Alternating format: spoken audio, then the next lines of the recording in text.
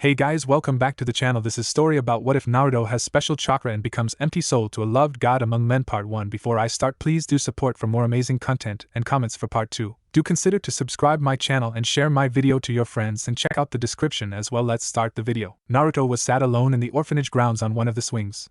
His eyes, sad and pained, stared dispassionately at the orphanage that he lived in. He didn't know why, or what he did to deserve it, but there was one thing he was sure of. The village hated him. It was nothing obvious or dangerous like beatings or anything like that, but more subtle, like they wanted to hurt him but were constricted in what they could do. Their displeasure of his existence was, thankfully, contained to hateful glares, whispers of that or it or, on their more generous days, that boy, as well as actions which include dumping his food or laundry, assuming they deigned to wash his clothes, at their earliest convenience, as if ridding themselves of something disgusting, or corralling the other children away from him, claiming he was dangerous or someone they shouldn't get involved with. Nothing overt, but maybe more scarring. He was not a full-grown man with years of experience and fortitude to support him. He was a kid, 4 years old this day, who had never known the love of a parent, or even the constant support of a friend. All he felt was cold and empty as his second birthday within memory went by, ignored by all those around him. On the same day the glares intensified. He wanted to cry, but knew there was no point. No one would come to comfort him. No one would care or even glance in his direction. He was alone and unwanted. "Happy birthday, Naruto-kun," said an aged voice. Naruto's head swiveled round at an almost dangerous speed towards the direction of the voice. What greeted his sore eyes was an old man wearing a white and red robe with a similarly colored hat with some sort of kanji on it. He has yet to learn how to read. In said old man's hands was a small package wrapped in colorful paper with a little ribbon wrapped around it and tied into a bow. But what caught his attention the most was the smile which lay upon the wrinkled face and the kind and caring eyes which look upon him with no strain of repressed emotion or shadow of a hidden agenda. It was, for the eyes of the love-deprived child, the most beautiful thing the young child had ever seen. The old man's smile widened as he saw that the young boy was looking at him before slowly, but deliberately, walked up to birthday boy before kneeling down to his level in front of the swing.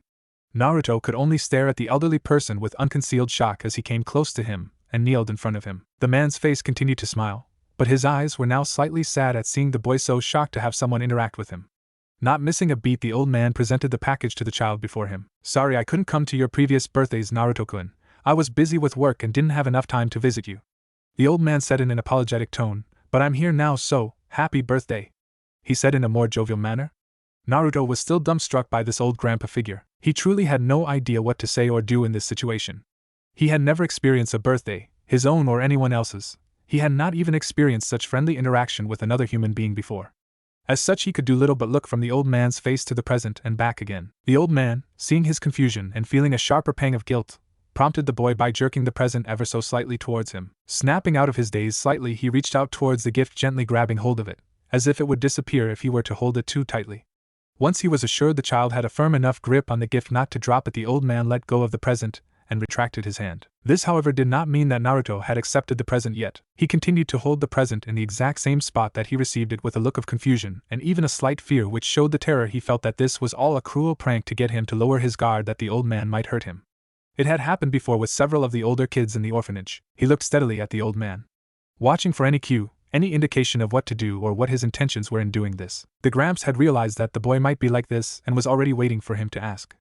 Seeing the gaze, the old man's smile grew bigger and warmer before he gave a nod in affirmation. Seeing the nod, Naruto slowly brought the gift towards his chest, his eyes never leaving the colorful package to even blink, as if it would be gone when he opened his eyes again. When its path finally reached its end, Naruto stared at his first present ever with a mix of shock and trepidation.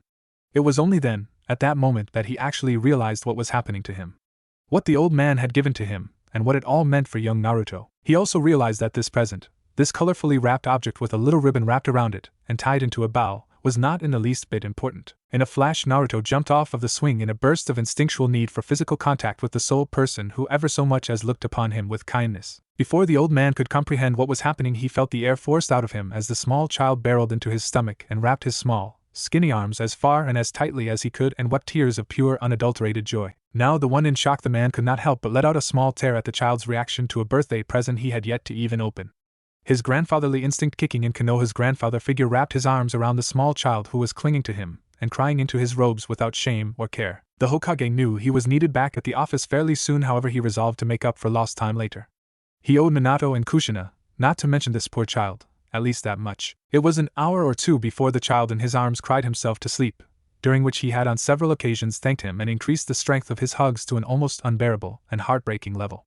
By the end of it, the Hiruzen felt like trash. Konoha had failed their yondaime. Tenzo, Hiruzen called. Hi, a man wearing an animal mask of some sort replied. His normally crisp reply, followed by a Hokage-sama, was forgotten in the wake of that child's pain. The sandaime hardly blamed him. You are hereby tasked with watching over Naruto for the foreseeable future, as a long-running mission. I want to know everything that happens to him, and everything that he does. You may still be assigned regular missions and be called away on other duties within the village, however, for any other time while on duty you are to be watching over him, the professor ordered, now standing while cradling the sleeping Naruto. With more enthusiasm, unusual for a now literal babysitting duty, the young ANBU member acknowledged the order with a once again crisp and formal hi, Hokage-sama, before once again disappearing. Hiruzen sighed in disgust at both himself and the villagers for making him so void of love and care and for not noticing it and allowing it to happen. As well as what he, as Hokage, had to do now. Taking the child to his room in the orphanage, he placed Naruto into his bed under the sheets before placing the package and a note before hiding it under a small genjutsu which only Naruto would be able to see though. With a heavy heart and a newly lit fire, Hiruzen Sarutobi left Naruto under the watchful eye of Tenzo. The following morning, Naruto woke to the morning sun and the chirping of birds. He groaned and struggled to avoid weeping as he realized that all that he saw, the kind eyes, the warm smile, the genuine present on his birthday, was nothing but a dream. He felt more empty than ever, that the only way to feel joy was to dream it. After several minutes of lying in his bed forcing composure upon himself, he finally gained the force of will to get out of bed. Then he saw it. On his nightstand next to his lamp was a small package wrapped in colorful paper with a little ribbon around it and tied into a bow. In a moment of hope and skepticism, Naruto tentatively reached out to touch the object of possibly hallucinogenic origin. He touched it. He could feel it. It was real. He instantly grabbed it and brought it close, temporarily ignoring the note he grabbed with it, and hugged it tightly while making happy squeals. Feeling the rush of emotion abate, he debated whether to open it or preserve it forever in dedication of what happened yesterday. That was when the note fell on his lap. He looked at it for several seconds, not understanding a single word that was written. Most children his age were already able to read to some extent, however none of the staff in the orphanage opted to teach him how to read and write, and when he had noticed others learning and had asked, they merely sneered at him before going back to whatever they were doing. Tenzo, thankfully, noticed his confused and eventually anguished expressions and realized the potential problem. Both he and the Hokage should have realized it much sooner. Maybe they thought they would at least teach him how to read, as was their duty, but apparently not. Reading between the lines of his orders, Tenzo opted to make himself known and appeared just outside his window before making his presence known by knocking on the frame. To say Naruto was startled was an understatement. In fact, it may also have been the wrong word. He was startled by the noise, terrified by the implication, and horrified to see someone was looking at him. This was evident from how he jumped at the sound before frantically hiding the present and note under his pillow, and then went to staring at the ANBU, who he did not see until it was too late. Tenzo felt extremely uncomfortable by the boy's reaction to him and his attempt to hide the present from him, or more accurately from those in the orphanage. His attempt to not startle the child had ended badly, but thankfully he fully believed he could fix this. Raising his hands in a peaceful gesture, which actually did little to ease the child's fear, Tenzo slowly and carefully entered the room, making sure to watch the child closely for his limit. Getting to within 2 meters of the young Jinchuriki, the ANBU decided to not push his luck and came to a standstill. Summoning every ounce of bedside manner and acting skill he had, the newly appointed Suedo guardian initiated the conversation. My name is Tenzo. I am a member of the Hokage's ANBU, he began. Seeing the blonde had at least some understanding of how the village worked, he forged on. The Hokage, the man you met yesterday. The boy's eyes widened, left the note under the assumption you would have been taught how to read it. While he didn't know how much the note said or if the Hokage had informed the child of his status as Hokage, or just assumed he knew, he felt the child would figure it out eventually, and it was better to tell him now. If you wish, I would read the letter for you so that you may hear what he has to say. The boy looked torn at that. His eyes revealed everything and stated quite clearly he wanted more than anything to read the note. But he was also afraid that he might take it and destroy it. Eventually the urge to know what the stranger, who he now knew was the leader of this village, had written to him, and the fact he was willing to give the benefit of the doubt to this unknown ANBU won out, and he hesitantly reached under his pillow to pull the note out, though he was careful to keep the present hidden. Tenzo patiently waited for the child to present the note to him, and when he finally received it, he handled it with the same care the child showed, using the tips of his fingers to hold it. It says, he starts, Dear Naruto, I am sorry I am unable to stay until you wake up, however my position requires that I do a lot of paperwork and meetings. I hope you enjoy your present, however, and will be looking forward to seeing you again as soon as I have a moment free. Tenzo paused for a moment before finishing. P.S. Don't keep the wrapped gift. Open it. Tenzo raised an eyebrow in confusion until he saw the sheepish look Naruto was giving, which told him all he needed to know. Handing back the note to the boy, who seemed more at ease now, he was about to leave when he noticed the boy had taken out his present and begun unwrapping it, being extra careful with the paper so as not to tear any of it. Deciding to stay and add a more detailed reaction to the report, he had the immense pleasure and joy to see something only a select few people would see for years to come. Upon opening the present, saw his first gift. It was a wallet which looked like a small deflated toad. It was actually quite cute in his opinion, and he could already imagine how cute it would be after he filled it up, if he filled it up. His face hadn't had one since before he could remember, but thankfully muscle instinct prevailed, and in an instant a beautiful, radiant smile blossomed on his face as he beamed in sheer happiness and excitement at what could, and always would, be described as the second best present of his life. Tenzo was almost in a daze at the stark change in his appearance. Gone was the black of night, and now the sun reigned across the sky, sending life and spreading joy to all who could see it, assuming you are a morning person. Sorry for ruining the moment, uneasy face. How the child could smile like that after everything he had suffered was a mystery, but there was one thing Tenzo knew, and that was that he would treasure this moment, and that smile till his dying days. He stayed in the room long enough for the child's smile to die down a bit from solar to merely bright before he coughed and announced his intention to leave. Before he could, however, a small weight suddenly clung to his leg. When he looked down, he saw the blonde hugging his leg with a still bright smile. "Thank you, Tenzo-san. You're awesome," the boy said in a cheery voice.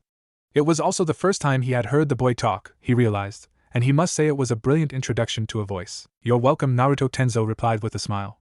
He managed to realize that he still had a mask on, so also nodded in acknowledgement of his words before patting the boy on the head and shunning out of room and heading to the Hokage's office to report on the child's wake-up, something he knew the Hokage would want to know. Naruto stood in his room in a small daze as his hand drifted to his recently patted head.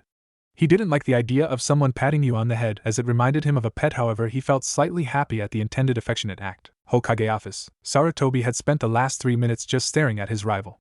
No matter what he did, the bastard would always show up, regardless of his feelings or previous actions. Every time his rival appeared, he always was left thinking, and in this case saying, the same thing. "Fucking paperwork," the old man growled. He had tried time and again to subjugate his longtime rival, but the bastard was slippery and cunning, which meant it was never truly gone, and was merely waiting to strike whenever you were tired and emotionally weary. Note: weary means tired, not cautious, which is wary. Hiruzen was for the umpteenth time wondering if using a katon jutsu would be an effective method of removing this thorn in his side for at least a day. But again, for the umpteenth time, he realized that not only would more eventually come as soon as it finished burning, but the next batch after that would be a replacement of all the papers he had just burnt, as well as the swearing and glares from the people who had to file reports, etc., twice. Being Hokage sucked. Who would want to be Hokage? You would have to be a complete idiot with a terrible fashion sense, like a kid who wears a kill-me orange jumpsuit or something, to actually want to be a Kage. As Sarutobi lamented his choices in life, his increasingly depressed features severely worrying and freaking out his hidden ANBU, he noticed someone shunsigning into his office. Jerking his head up and smiling a half-real smile, real because he now had an excuse for postponing paperwork, he was met with the kneeling form of one Tenzo. The Sandame's face became very real now as he now looked forward to hearing about Naruto. "Reporting, Hokage-sama?" declared Tenzo. "Ah, Tenzo, how was Naruto-kun's morning?" Sarutobi asked. He did not expect his ANBU agent to report so soon, seeing as it had only been a couple hours since the young Jinchuriki would have awoken, but he was grateful nonetheless, as it had been a point of worry for the old Hokage ever since he left. "After watching Naruto for several hours after sundown, I went to barracks to rest for 6 hours before returning to my post. Naruto woke up 2 hours later, approximately an hour ago. From his reaction to the present on his nightstand, I think he believed, until that point, the previous night was a dream." The effectively turned Hiruzen's smile upside down. However, he remained silent as the Tenzo continued his report. "After he grabbed the present, he noticed the note you left. When he tried to read it, his face became confused and forlorn. I quickly realized that he had yet to learn how to read." Hiruzen's eyes widened at that before he scowled. While he did not expect Naruto to be able to read medical scrolls, the note was not that complicated and Naruto should have been able to read it. I am assuming shinobi develop faster. Assuming he had actually been properly taught. He again remained silent as the ANBU continued, though he was also trying to avoid glaring at the messenger of this bad news. "At this point, seeing as you did not tell me to be hidden from him, I opted to reveal myself so as to offer my assistance." Hiruzen smiled at his ANBU, happy that he had read between the lines and acted in a way that fulfilled the spirit of his task to the fullest. At which point he frantically tried to hide the gift and showed a terrified expression when he noticed I had already seen everything. Hiruzen was now looking shocked. His mouth was hung open and he seemed to be in a bit of a daze. Nonetheless, Tenzo chose to continue as if nothing happened. "When I entered the room, he became very defensive of the gift as he continued to keep himself between the package and I, despite the fact there was nothing he could have done to stop me." Sarutobi was both heartbroken and happy about this. Happy because Naruto was willing to protect his gift, heartbroken because the child felt he had to. After calming him down and informing him who I was and why I was there, he reluctantly handed the note over to me to read. By the way, it seems you were correct that he was going to keep the wrapped present as a memento Hokage-sama. The Sandaime sighed sadly at that, feeling increasingly exasperated and angry with the village and orphanage as this whole fiasco went on. When he opened the present, his features lit up. He smiled what could only be called a true genuine smile, and his eyes widened and sparkled with joy. The Sandaime noted the momentary trance his ANBU was in as he recounted the child's reaction to a mere Gamma wallet. If his smile could affect his ANBU, this one in particular, this much, then it must have been a sight to behold. Afterward I believed it best to report to you what had transpired and was about to leave when Naruto Uzumaki thanked me for reading the note for him. After I assured him it was nothing, I left, and came straight here. The ANBU finished. Hiruzen didn't really know what to say after all that. He was happy that Naruto found his gift, and hopefully by extension him, precious, and that he could still smile like that and be happy, regardless of why he was so, as it meant that he had not lost to hate. However, the fact remained was possibly near a breaking point when he found him. He should have known better. No, he did know better. But the turmoil and desperation after the Kyuubi attack due to damages and a weakening of Konohagakure's military force had made the Sandaime's job difficult and stressful, in every sense of the word. If he were young, hell as he were even 10 years younger, it would have been bearable. However, for the first year he literally slept in the office, and for the second he usually went to bed at his house full dressed because he was too tired to do otherwise. His age really made even the task of sitting in his chair uncomfortable and tiring. It was a flimsy excuse to say the least. However, he was not actually tasked with caring for him. It was not really his responsibility. It was Jiraiya's, and shut up, you should have made Jiraiya stay around longer to look after him, or at least assigned an ANBU to keep tabs on the child. Sarutobi sighed again. If one were to look, and Tenzo did, the Sandaime seemed to age a decade as he put his face in his hands to calm himself down and think. This was not how things should have gone. It was not really his fault, as the villagers were entrusted with treating the Yandaime's son, not that they knew that bit, well as the fourth's dying request, and they had spat on it, and in every way, him because of their own selfish hate and fear. Taking deep breaths now, Sarutobi managed to compose himself sufficiently to face his ANBU. Tenzo. Upon returning, you are to speak with the orphanage and are to inform them that they are to correct their mistakes with Naruto post-haste, and anything they have neglected to give or teach him is to be fixed. Aside from that, your mission still stands, Tenzo.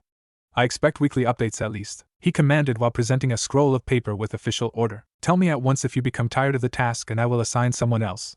He did not want the ANBU neglecting his watch over the boy because he got bored. Loyal and dedicated or not, babysitting was the least favorite aspect of any ninja. Hi Hokage-sama. The ANBU stated before disappearing in the standard leaf shunshin. The Sandaime gave a tired sigh before looking back towards his paperwork pile before giving an even more tired and considerable exasperated sigh as the tears welled up in his eyes. Then a fresh determination filled him as he straightened his back and prepared himself to once again face his worst enemy. I won't be beaten by you. I won't succumb to despair. I will win this battle between us, my old arch-nemesis, even if it kills me, the professor declared in his mind as he once again faced the greatest enemy in human history, Tenzo. Tenzo moved rapidly through Konoha, ignoring the morning bustle as people went about their business. Despite being a babysitting mission, he was quite pleased about it. While most ANBU wouldn't be happy about being sent to watch over a kid inside Konoha, especially one that contained the Kyuubi, his glimpse into the life and state of the 4-year-old was disconcerting and painful. It also reminded mostly, of what had been done to him by Orochimaru, without the experimentations and deaths. At least he had come out of the darkness and been given a chance to serve Konoha, which had welcomed him. The boy, however, was without respite or hope as the entire village looked at him with hateful eyes. Tenzo could only hope that the Sandaime, and/or himself, could change things for him if possible. There was hope as he had acted positively towards both the Hokage and himself. He couldn't help but smile at the sudden turnaround from Naruto after he had opened that present, and hoped the Sandaime would be able to see it as well. He finally reached the orphanage only to see Jinchuriki surrounded by several boys in what was obviously a bullying session, while the Karas stood by and pretended not to notice.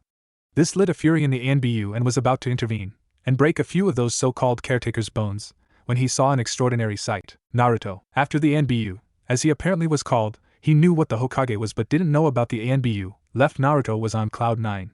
He was sad that he was left alone again, but that he had not one but 2 people that noticed him in less than 2 days sent the blonde into a happy, jumping, smiling mess for several minutes. After he had calmed down somewhat, he realized he would be late for breakfast. And he was. By 1 minute. This, however, was all it took for the faculty to deny him breakfast for the day. It was not an uncommon occurrence for him to miss a meal because of a minor infraction. But he didn't mind so much today, because it would take a lot more than a missed meal to dampen his mood. Something a number of people in the orphanage noticed. He smiled most of the time regardless of how he was feeling, however now it was a bit brighter and more genuine than before. This was enough to get him in trouble with 5 of the other boys. After breakfast they went up to him and to question him about what he was all happy about. What's up with you, Bug? You're acting awfully happy today, asked the bigger of them, the leader of their little band of bullies which terrorized the younger children. Yeah. A disgusting bug like you doesn't deserve to feel happy, let alone act it. Taunted one of the other kids. What would fat ugly slugs like you know? Naruto retorted. It was a common song and dance. They would mock him, he would take offense, and then they would proceed to beat him to a pulp under the watchful eye of the carers. Whoa, this bug is getting a bit uppity, ain't it? I think we need to teach this bug its place, the leader said dangerously. Two of the other boys grabbed Naruto before he could do anything, preventing his arms from doing anything. This, however, did not stop his feet, which he used to kick the other kids. That was promptly stopped as the kids holding him continued to punch him in the sides, giving the other three a chance to move in and start punching his body and face with abandon. Normally Naruto would have been forced to just take it, but he refused to now. He was not alone anymore. There were people who cared about him, and he was not going to allow himself to be a mere victim anymore. He would prove himself to them and to everyone that he was worth something, and then they would respect him. With this oath in mind, he begins to kick, bite, and claw at the other boys, using every bit of strength and ounce of energy to scratch, bruise, and send them flying. Nanny? Naruto looked in shock as the boy he had just kicked was sent flying a dozen feet before he smashed into the orphanage wall with a loud and sickening crack. The boys around him were in greater shock and were now a little afraid. Naruto, being on the giving end and being in the compromising situation, reacted quickly and proceeded to kick the other two boys in a similar fashion, although the effect was less prominent for some reason, before turning his attention to the other two boys, head putting one and then using his now free hand to punch the other. All the while he had been getting less and less dramatic effects from his attacks until he was the last one standing. He could not help but look at the scene in awe as the other boys groaned, cried, or remained worryingly unconscious, depending upon when in the order of events they were hit. It was then that the adults finally intervened, by blaming and shouting at Naruto. What the hell have you done, you brat? One caretaker yelled. Naruto knew there was no point to complaining, so he settled for a glare, which the adults ignored in favor of shouting, caring for the defeated bullies and glaring at him. Look what you have done to these boys, you monster. Get out of this orphanage right now or I will. Do what? The caretaker stopped in her screeching as a sudden cold fell upon her and the others. The feeling and images of dying over and over again filled her mind as she turned around to face a visibly shaking in, what everyone could tell, was anger as a dark aura surrounded his visage. All the carers gulped audibly as they were now faced with a very angry NBU agent who they had little doubt had seen the whole thing. Iwihi-att, she began in a shaky voice which ended abruptly when she tried to accuse Naruto of attacking the bullies as the killing intent increased and she, more so than the others, began to struggle to breath. I saw the whole thing. He defended himself from bullies, which you could, and should, have done for him. He was well within his right to do so, and even if what you said is true, you do not have the authority to throw a child out of the orphanage, even with the Hokage's approval. Tenzo countered. It was true. It was one of the central laws that unless he had a habitable, as dictated by the Konoha Housing Standards laws, secondary form of residence to go to, he had to remain, under any circumstances, in the orphanage until he was 16, or a ninja, and anyone under 16 and not a ninja went to the orphanage. Not even the Hokage was allowed to simply cast the child out. Now they were looking as if their hands had been caught in the cookie jar, except they looked a lot less sheepish and a lot more terrified. This was near on physical child abuse, which could land them in jail, and considering how the ANBU was acting, they would have to be extremely lucky to get away with being fired and blacklisted. They were saved, at least from the KI, by the exuberant voice of the demon container. Tenzo Oniai-chan, cried the oddly happy and unaffected boy who proceeded to run up to and glomp the ANBU. The carers sighed in relief as the ANBU Tenzo stopped releasing killing intent in favor of keeping the boy from slipping and then picking him up. Did you see that? Did you see? I made a decision to fight back with all I had, then pow, they were sent flying. Did I do good? Did it look cool? Does this make me a badass? What do you think? Oniai-chan, answer me. The ANBU didn't know what to think. One minute he was picking up the child that had glomped him, the next he was being barraged by endless, and sometimes repetitive questions. Choosing to answer only 3 from the still increasing number of questions Tenzo made to interrupt. I did, and you looked very cool, I'm proud of you. And he was. To see him take a stand like that and then be all cheerful despite being on the receiving end of a beating which had left his face swollen and bleeding was something which made him very happy. But he was also feeling wary and confused. What the boy had just done was weird, as he seemed to use chakra to fight them. This was weird for a 4-year-old, as they usually are unable to use chakra at this point, and if they can, it is rarely enough to do anything with it. But Naruto's chakra was not only used to enhance his muscles, but it, for a mere second, manifested around into a visible form. For a second he thought the Kyuubi was getting loose, but then he noticed the second weird and shocking thing. The chakra was green. Not blue or red, but green. As in medical jutsu green. Tenzo had absolutely no clue what was going on, what had happened, and how any of this was possible. One thing he did know was that he was not going to be having a normal life after this. Not that such a life could be considered normal anyway. Once again Tenzo looked at the unjustly relieved carers before releasing his Ki and aura again, which caused them to snap back their attention to him and the now smiling and bouncing blonde child. The Hokage shall hear of this," Tenzo stated ominously before disappearing in a shunshin, leaving the carers sweating and terrified. The ANBU stopped at the hospital on the way to the Hokage's office in order to inform the medics that theirs was injured at the orphanage which required immediate medical attention. He would have normally transported the injured children himself, but after what they tried and what the carers tried, he didn't want to leave Naruto behind with his supposed caretakers to save trash. Naruto was in a state of excited awe when the ANBU shunshin from place to the point his movements, i.e. bouncing upon Tenzo's arm, caused the ANBU to have a very sore arm by the time he reached the Hokage's office for the second time that morning. When the duo arrived in the Hokage's office, they were greeted by the sight of Hiruzen scribbling madly through the paper before moving on to the next. Anime flames were flaring wildly in his eyes. It was kinda comical. Though what happened next made Naruto giggle. "Hokage-sama," said Tenzo. The Hokage was in the process of placing the recently finished piece of paper on the finished pile when he heard his ANBU. Suddenly dividing his attention, he ended up putting more force into placing the paper on the pile, effectively toppling it. There was silence as the paper fell to the floor, spreading everywhere and falling completely out of order. The look of shock on the Hokage's face as it fell and the horror afterward was hilarious, and if they were not NBU, more would have been joining Naruto in his giggle fit. After the Hokage recovered from the latest counter-attack by his nemesis, he ordered the hidden ANBU to pick up and order the paper, which they obeyed with smiles concealed under their masks. "Naruto-kun, I must admit I was expecting to see you at a much later date," said the old man with a confused smile on his face. "Jiji," shouted the little blonde boy as he jumped out of Tenzo's arms and proceeded to run around the tidy side of the desk and hug his new grandfather figure. The ANBU gave a reproachful, as much as they could with a mask on, look, but immediately accepted it when the Hokage admitted he didn't mind. Placing the boy on his lap, Hiruzen then turned his attention to his ANBU, who had been standing expectantly as the Hokage attended to Naruto. "What happened?" the Hokage asked in a concerned tone. Tenzo recounted what he had seen when he arrived, namely the beating and lack of care by the carers, followed by the turnaround and the method by which he did it. Needless to say, Hiruzen was also surprised by his abilities. A mere shinobi being able to create an aura of chakra and that it was not the traditional blue was extraordinary. This could be a Kekai Genkai, though I know for a fact either of his parents had this ability. Sarutobi had no clue what to think about it, let alone how Naruto had such chakra. That, however, didn't matter as much as what had to be done about it. "Tenzo, I assume you have no problem babysitting Naruto." Naruto scowled a little at that while Tenzo looked a little confused at the statement. "Assuming you had the Byakugan." "Hi. I have no issues with this assignment," stated the NBU, who kept his feelings out of his voice. "Very well. As someone who has had to teach himself how to use his Kekai Genkai, you are now assigned to train Naruto-kun to control his powers and to become a shinobi as well as rectify the mistakes his former carers have committed," commanded the Hokage in a stately voice. "He will be assigned an apartment near the center of the village, and it will be your task to feed and clothe him from the stipend he will be given, as well as guide him to and from training field number 32, which you will be assigned until stated otherwise. If you are assigned a mission or are given personal time, you must ensure Naruto is taken care of until you next see him." Taking a breath, the Hokage finished. "While you are caring for him, you may take off your mask and go under the codename Yamato." "Do so now." Surprised but obedient, the newly codenamed Yamato removed his mask to reveal a man with short brown hair and black, almond-shaped eyes. "Hi, Hokage-sama." Both men turned the oddly silent 4-year-old, who now had a dazed expression on his face, and he slowly and thoroughly computed what his Gigi just said. "Do you mean it, Gigi? Tenzo Oniai-chan is going to teach and look after me?" Naruto asked hopefully. Hiruzen raised an eyebrow at the Oniai-chan bit, but smiled and nodded in confirmation and was rewarded with that genuine smile his ANBU had told him about.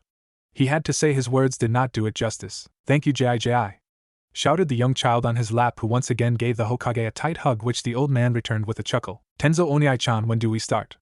"What will you teach me?" Well, seeing where this was going, Yamato interrupted quickly before the barrage became too severe. "We start next week once you are settled and set up, and I will tell you what we will learn when we start."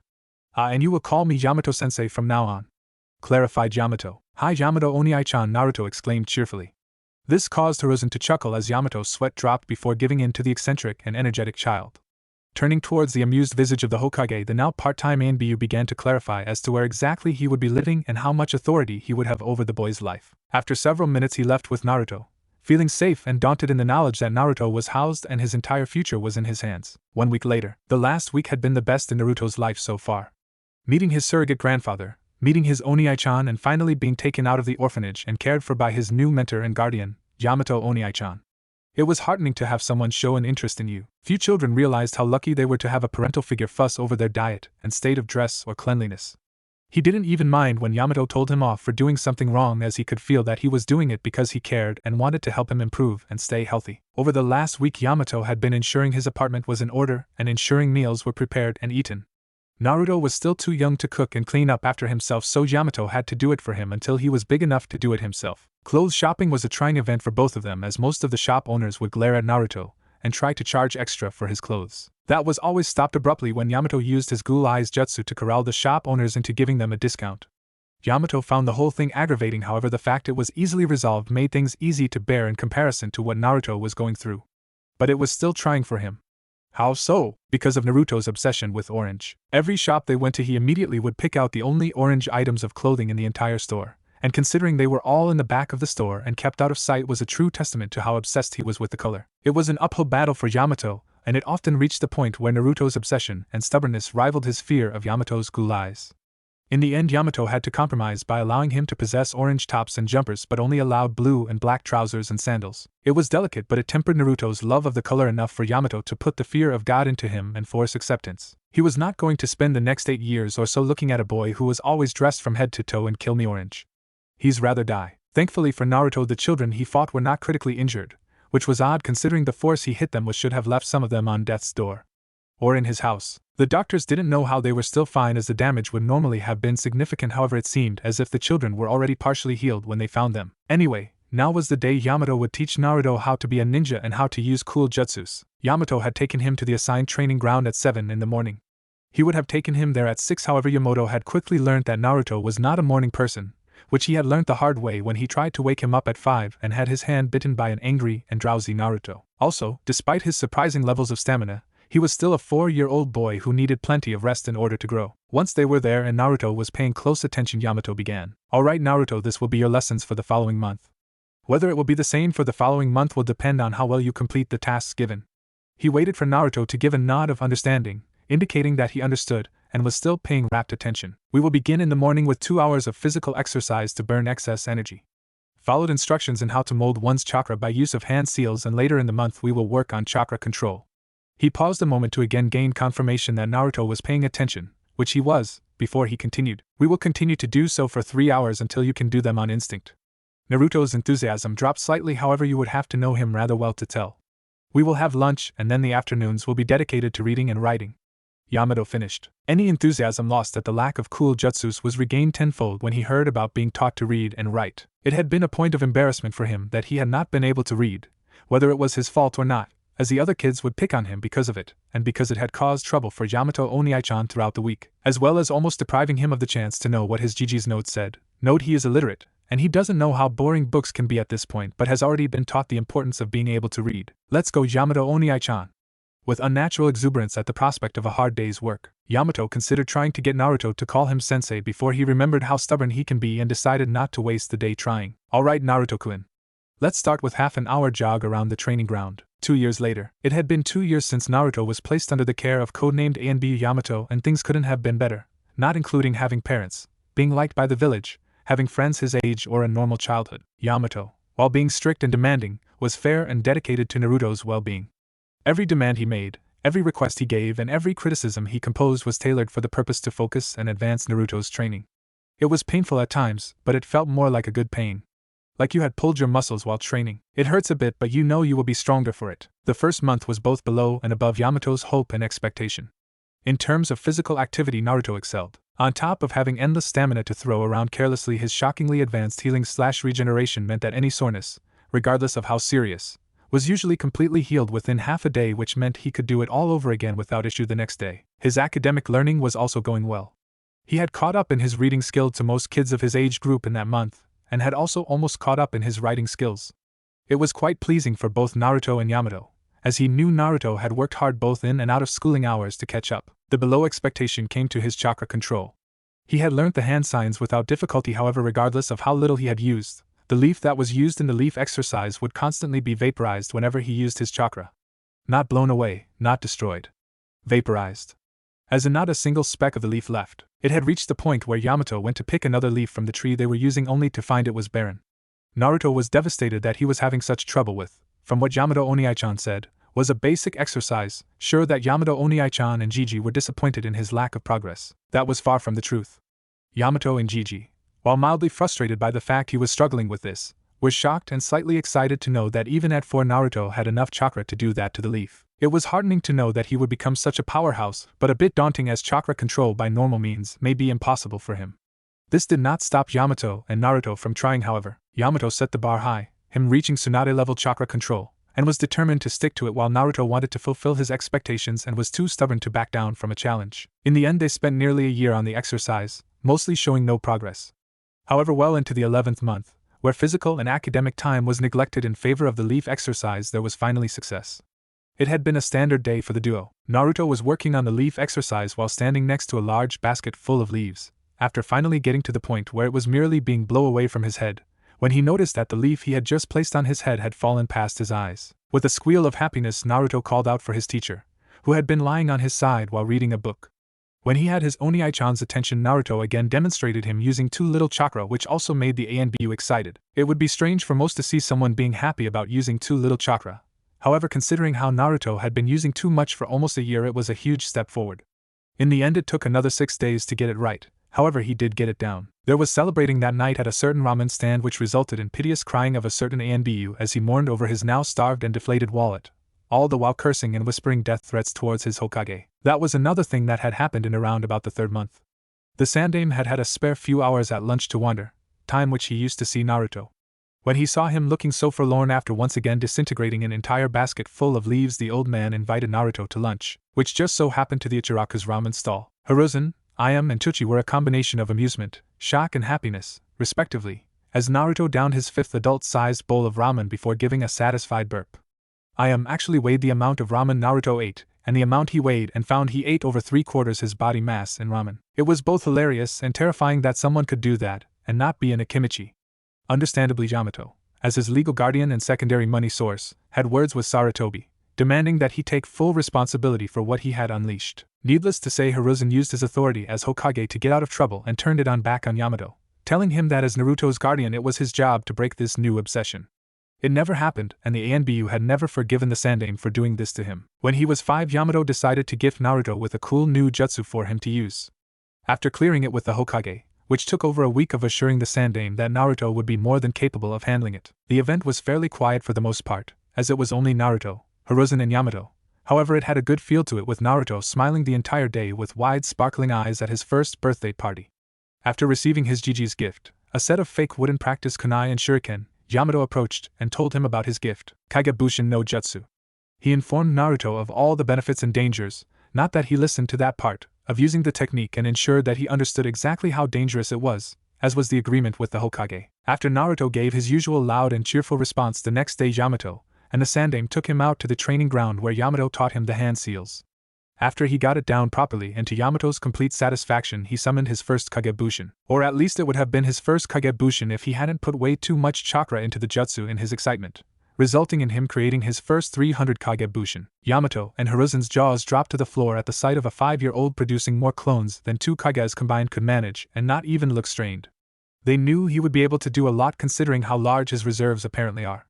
However, this was ridiculous. Naruto was also in awe and was excited and happy that what he had done had gained such a shock reaction from his family. After the shock wore off, Yamato decided to experiment with the limits of the jutsu in Naruto's hands, and the results were shocking. Aside from the fact he could create just over 1,000 clones with only small fatigue, the clones were also considerably more durable. It took 3 decent, or 1 powerful, hits to disperse them. It proved a theory about Naruto's chakra, one which had been considered for some time. Naruto's chakra was not only large but dense as well. It would explain why he was having so much trouble with his chakra control, even for someone who had reserves as large as his. To get the same result as a regular ninja to, say, walk up a tree, Naruto would need 1/3 the amount of chakra as someone else. Now this would be great if his reserves weren't so colossal. It essentially made his problem with chakra control 3 times more difficult than normal, hence why he needed a year of constant repetition of the leaf exercise to get it to stick to his head without atomizing it. It also explained why his chakra formed an aura when released and how it remained in his muscles despite being flared for only a second, since it was more like runny jelly than water. Yamato also realized that any jutsu he learned had to be at least B rank, otherwise it would be a wasted effort to learn a supposedly quick and cheap C and D rank jutsus when he could already spam B ranks like they were E rank. This also meant that Naruto's growth would be dedicated towards fixing his chakra problem. Thankfully, he could spread the work now. After Yamato instructed Naruto on the problems with his chakra, he set half of Naruto's clones off to walk trees, while telling them to use as little chakra as possible, while he sent 100 of them to read books from the library, 100 to go through the Kagebushin hand seals until they could do it without hand seals before telling the others to dispel, in order to keep the end-of-day migraine down when he dispelled them all. He also sent a Moku Bunshin with each group to ensure they met with no problems and acted accordingly. As all the mental activities were in the hand of the Bushins, Yamato opted to up the physical training. At the time, "Alright, Otuto," Yamato began. This was yet another change the year had made. After giving up on being called sensei and instead being called Oniai-chan with such a happy voice for so long had worn down the barriers of professionalism. 6 months ago, he had never been more happy about being broken under pressure. The mental work is now being distributed amongst the clones, so now all that is left is physical exercises. Yamato began. Naruto was still looking excited and happy about being pushed to his limits and beyond by his brutal and sadistic teacher. "However, I won't accelerate your training yet, as it would not be good to stunt your growth." Now Naruto looked kinda worried and was nodding enthusiastically. He had developed a phobia about being short, something Yamato monopolized on when he was younger and reluctant to eat his vegetables, which made him very conscious of any comment about his height. Yamato ignored his worried face before continuing. "However, you are at the prime of your life to develop your flexibility and stamina." Not that he needed the latter, but every little helped. "So we will be doing several hours of stretching and balancing as well as the usual morning exercises. However, after 2 in the afternoon we will practice meditating until all your clones have all dispelled." The ANBU finished, turning his full attention to Naruto, who was looking rather confused. "Why don't I just dispel them all at once when I'm done?" Naruto asked. Yamato felt exasperated at that comment, and had to force himself not to face palm. He was only 5, so he had some leeway. However, he had been told of the dangers at least twice now, and implied it a third time. With a sigh he responded, "Do you remember how you feel after spending half a day reading and writing?" Yamato asked, deciding to explain in parts this time. After getting a confirmation and a pained look, the ANBU commander continued, "Well, as you know, the shadow clones transfer all the memories of the clone to you when they dispel." Pause for effect. "However, that is not all you get. You also get all the mental weariness from the clone as well. This means that all the exhaustion that the hundreds of clone you have created will be transferred to you when they dispel. Which will hurt a lot." Yamato paused again, satisfied to see the look of dawning realization on the boy's face. "Therefore, unloading the memories and fatigue of all 5,600 hours from 700 clones would at best knock you unconscious. Possibly kill you at worst." Naruto paled. "Understand now?" Yamato said with a sweet and cheery tone. Naruto gulped and nodded, finally comprehending the dangers of his new jutsu. By spreading out the dispersal and meditating while it happens will help to let you absorb the information and fatigue without causing damage to your brain. Naruto continued to nod at the mortifying revelation as it came out. "Now I want you to create a clone, then dispel it to transfer this little chap to the other clones so they don't do something stupid."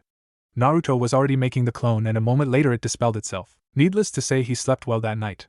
He didn't even remember leaving the training ground. Everything was just so blurry and unimportant. However, the next morning he was all chirpy, as much as a non-morning person could be, and bouncy the next morning. His mind was refreshed, and his previously aching muscles had been healed like the pain had never existed. Before the end of the next day, which resulted in the same results, as well as the next, and the next, and the next. In fact, this continued for over a month before things started to improve. Chakra control was still slow going. However, he had managed to get near the halfway point of the tree. He had managed to read the entire library already, not including the Chunin and higher-only sections. However, regardless of how effective the clones were in reducing time spent, the human mind did not learn as quickly. The fact he was absorbing thousands of hours of information a day did not help things. A major plus was that Naruto had managed to remove the need for hand seals when performing the Kagebushin no Jutsu. The best developments, however, resided in the physical aspect of his training. The flexibility training began rather slowly. Simple stretches, sprinting, push-ups, sit-ups, bridges, etc., so and so forth. This went on for a couple of weeks before Yamato noticed something. Naruto was not becoming physically exhausted or particularly sore from the training. He had not noticed it before because the previous example was neither that long nor that intense, so it was not unexpected for a stamina freak like Naruto to be okay. Now that the program had gained momentum, the oddity was clear. Naruto's healing factor was high. Very high. Yamato had called in a medic with Chakra detecting abilities to monitor and examine Naruto before, during and after training. The diagnosis was shocking. In the medical world there were 2 forms of healing and regeneration. Healing is the common form of healing method, consisting of the body slowly creating new cells through cell mitosis, with medical/Iryo Jutsu being used to accelerate the process. However, there are a select few, such as the Jashin followers, who don't form new cells through mitosis, look it up, but through the creation of brand new copies of existing cells by the chakra collecting materials and using them in the cell creation. Even Senju Tsunade's Sozo Seze, mitotic regeneration, was only able to accelerate her cell's mitosis rate rather than form actual copies. In essence, Tsunade's technique shortened her lifespan while Naruto's chakra just copied a healthy cell and pasted it where it was needed. This was solely possible due to Naruto's unique chakra. Green chakra was a sign of a Iryo jutsu. In order to create such a chakra, you would normally need to alter the chakra to have beneficial properties. This requires excellent control. However, Naruto naturally had beneficial chakra. This would explain why his attacks against those bullies wasn't as severe as they should have been, as the chakra both damaged them and healed their wounds, though to a 7-to-3 ratio considering Naruto's intent. It made one thing abundantly clear to Yamato. Naruto could be pushed as hard as Yamato wanted without fear of crippling him. And he did. The following day had a fairly slow start for Naruto. As soon as they arrived at the training grounds, Yamato immediately told him to take his clothes off and lie down. A little confused, Naruto complied and proceeded to spend the next 2 hours waiting on his back as Yamato carefully wrote on his arms, legs and chest. As this went on, Yamato informed Naruto of what he was doing and why, which excited the boy because his training would be increased and his new goal, to become Hokage and have everyone recognize him, was becoming closer than before. That excitement died when he actually experienced it. After the seals were finished and activated, Yamato Oniai-chan instructed him to run around the field. Naruto then realized what the resistance seals actually did. When he tried to sit up, he felt like someone had placed a boulder on him, and when he moved his arms to support his suddenly hampered attempts to get up, he noticed his arms were moving in slow motion as he struggled to get them into position. As Naruto struggled, his Oniai-chan was mocking him for taking so long just to get up, calling him lazy among other things. Finally able to get up, thanks to the emotions which fueled him because of Yamato's words, he stood for a second, panting at the effort of moving in what felt like water. After more encouragement from Yamato Oniai-chan, Naruto began his task of running around the field. Or what would have been running if the effort of running was now only making him moving at a slow walking pace. Finding the struggle to merely walk aggravating, Naruto pushed himself harder, making all the muscles in his body groan and ache as they combated the anti-movement abilities of the seals. 6 hours later, and it seemed the medic Nin and Yamato had been right on the money, as Naruto was already showing vast improvements in his speed. Whereas before he was being overtaken by snails, he had finally reached the point he could run at a slow trot. On the other hand, Naruto looked dead. He was bathed in sweat, gasping for air, had glazed eyes, tomato-red skin, and was becoming slightly more gaunt as his body burned through the calories in order to supply his chakra with the means to recreate his cells. It was at this point Yamato realized he had gone too far and brought Naruto to a stop. After 1 hour, 15 nutrient bars, 20 liters of water and a soldier pill later, Naruto was looking a bit better. His skin had mostly dried and he was no longer dark red, as well as the fact his breathing had returned to normal. While he could also once again focus his eyes, he was still gaunt due to the amount of energy his regeneration had demanded of his body. The nutrient bars had saved him from starvation, however there would be no more of this type of training until he got his energy reserves back up to strength. At the same time, it was probably the single most terrifying moment of Yamato's life. More so than any war, mission, or even Orochimaru ever was. He had nearly killed his surrogate brother. When he had heard of the regeneration ability, he had been excited and wanted to see how far this could increase Naruto's training. He had never stopped to think what this could mean for Naruto. He realized should have been more careful when exploring a new power. Instead, he had recklessly tested and used his Ototo as the test subject. It was at this point he vowed to be more careful when teaching Naruto. After that incident, Yamato deactivated the seal and gave Naruto a week to recover and replenish his energy. It only took him 2 days to fully recover. However, Yamato opted to do a gentle training by having Naruto relax with the seal active. This didn't mean that he was lazing. The seal made sure of that. Every movement he made was countered by the seal. Everything from turning his head to lifting an arm to moving a damn finger. Thank the log that he could still blink and talk without issue. Despite it supposedly being a light training, he went to bed every night exhausted and his entire body aching. However, Naruto was progressing nicely. Thanks to the suicide training his Oniai-chan put him through at the start, most of his muscles had already been ripped to shreds and healed already. So while it was exhausting, the worst of it had actually passed, and he was able to move with only mild effort. The biggest issue was the food issue. Naruto had always been a big eater, so when his training first began, Naruto was eating over 4,000 calories a day. The last week he had been eating twice that. This of course meant the food bill went up by a large margin. Fortunately, the Hokage was willing and able to increase the stipend being paid to keep him. Despite the general improvements, he was still not comfortable with training with the seal yet. The last time he did, it nearly killed him, though he didn't actually know that it nearly actually did, so he was a bit worried about it, despite Yamato's apologies and promise of lighter training. This, however, was effectively suppressed by his trust in his brother figure and Naruto's unwavering determination and stubbornness. For the next year, the physical training went much more slowly. It was still a struggle, especially when Yamato increased the power to the seals. However, the regiment was kept to a minimal as Yamato opted to let the resistance seal do its work for them rather than force it. Nice and slow was the best. Yeah. No more speed training from Yamato. Nope, not till he was older at least. There was a major negative discovery this year which resided in the chakra control he had. It was getting worse. Yamato was banging his head for hours after he realized it. Partially because all the effort to fix his chakra control problem was being lost, but mostly because he did not realize that this would happen. The problem was that as he got older, and his knowledge and body developed, add to the fact he was depleting his reserves, making shadow clones and healing his injuries, his yin and yang chakras increased, and since his chakra was naturally large already, the percentage increase these factors produced was, unfortunately, massive. In fact, after measuring his chakra again, after his progress up the tree got worse, it was discovered his chakra reserves were 70% bigger than before and 20% denser. Think of it like this: normal size and density for a high chunin is 100. When the story began, Naruto's was at 700 reserve and 300 density. They are now 1190 and 360 respectively. This left them with a problem. Yamato was planning to start teaching Naruto some jutsus when he finally was able to walk on water. However, with the sudden plummet in chakra control, it would be a race just to keep up with his chakra growth. It was after this revelation that Yamato, unwilling to let his lofty goal of perfect chakra control go, opted to increase the number of clones created and have Naruto focus solely on chakra control. The entire thing disheartened Naruto, as it had been the biggest problem in his training, and now his hard work was being undone. However, after a pep talk from Yamato, he rekindled his fire to even greater heights of "Yow, why did I never mind?" At that time, Naruto sat on a log in the training area. Over the months it had begun to look quite worn out.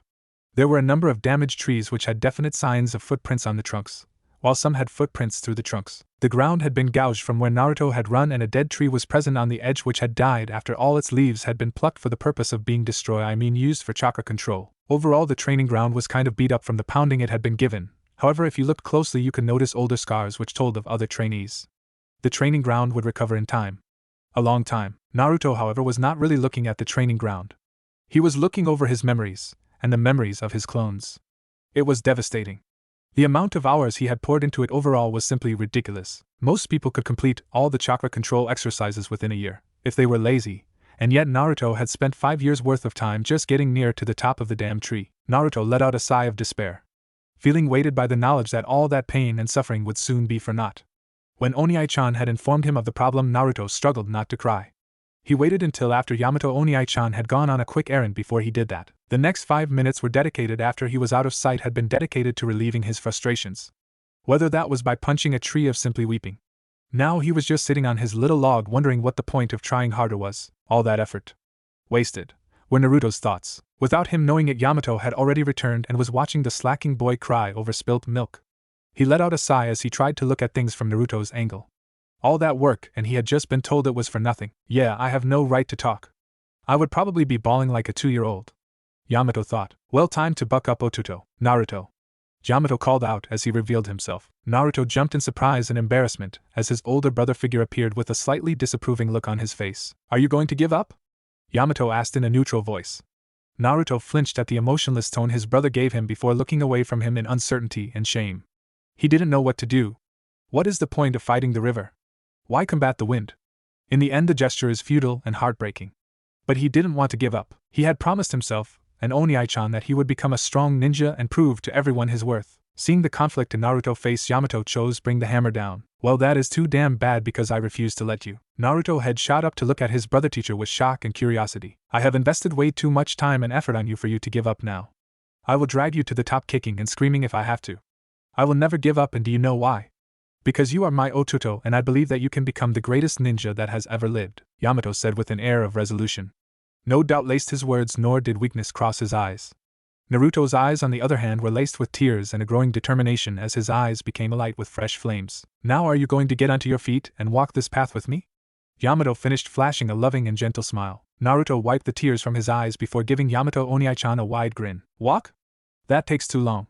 Let's run. With big smiles, the two began a newer and more intense training regimen. After doubling the number of clones used and dedicating them all towards chakra control, Naruto was able to recover the ground lost and begin to progress again. It was slow and agonizing, however Naruto refused to give up, and Yamato made sure to encourage him. By the time Naruto turned 6 years old, he had begun his water walking exercise. As all this was going on, Yamato continued the physical exercises. However, he put it on the back burner in favor of experimenting with Naruto's chakra. At that time, alright Otuto, today we are taking a break from physical exercising, Yamato stated. Naruto cocked his head and his face scrunched up in confusion. Yamato was sure that if a woman was nearby she would squeal and shout kawaii before glomping the boy, Jinchuriki or not. What are we doing then, Oniai-chan? Naruto questioned. We are going to be experimenting with your chakra, Yamato stated, causing Naruto to blink as he was still a bit confused. Due to the fact your chakra is so unique in its composition, 1, And the fact it is large and dense makes it almost a Kekai Genkai. Naruto raised an eyebrow at that, though not in confusion but in surprise. As such, we must experiment to find out its limits and abilities. We already know about your regeneration, so that's one thing out of the way. Naruto looked confused again, something which made Yamato confused. What's wrong, Naruto? I was just wondering why we didn't do this earlier. Naruto asked of his Oni-chan. It was a very good question. A very good question. One Yamato was struggling to find an answer for. Well, you see, I was going to at the beginning, however I thought it best to get ahead in your studies, so I dedicated our time to that. Then once that was done, I thought that it might be best if your chakra control was higher before we started to mess around. Yamato took a breath. However, when that was completed, you got the Kagebushin no Jutsu, which accelerated your training, which I wanted to closely monitor. After that was when we discovered your regeneration. Yamato flinched as he said this, and resultant recovery. After which I got a bit scared, which made me opt not to continue. Ahem. Naruto nodded at that. After the first time he used the resistance seals, Yamato Oni-chan had acted paranoid and had been doting on Naruto for over a month before he manned up again.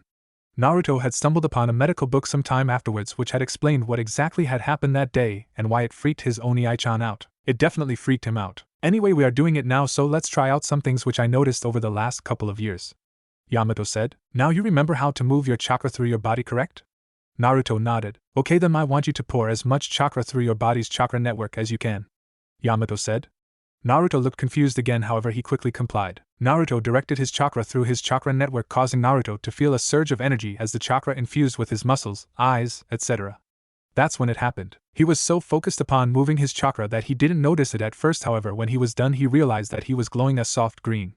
Surrounding his body was a coating of inch-deep chakra which seemed to act as a second skin. Naruto looked towards Yamato for instructions only to find that he too was in awe. Breaking out of his reverie, Yamato noticed Naruto's bewildered eyes, which prompted him to continue with the exercise. Alright Naruto, I want you to try punching that tree over there, he said, pointing at a random tree, and see what happens.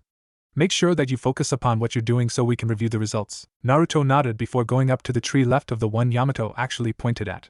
Yamato shrugged as it didn't matter which tree he actually hit. Getting into a stance, Naruto proceeded to punch the tree with all his strength. Boom, crack. Both sets of eyes widened at the damage caused.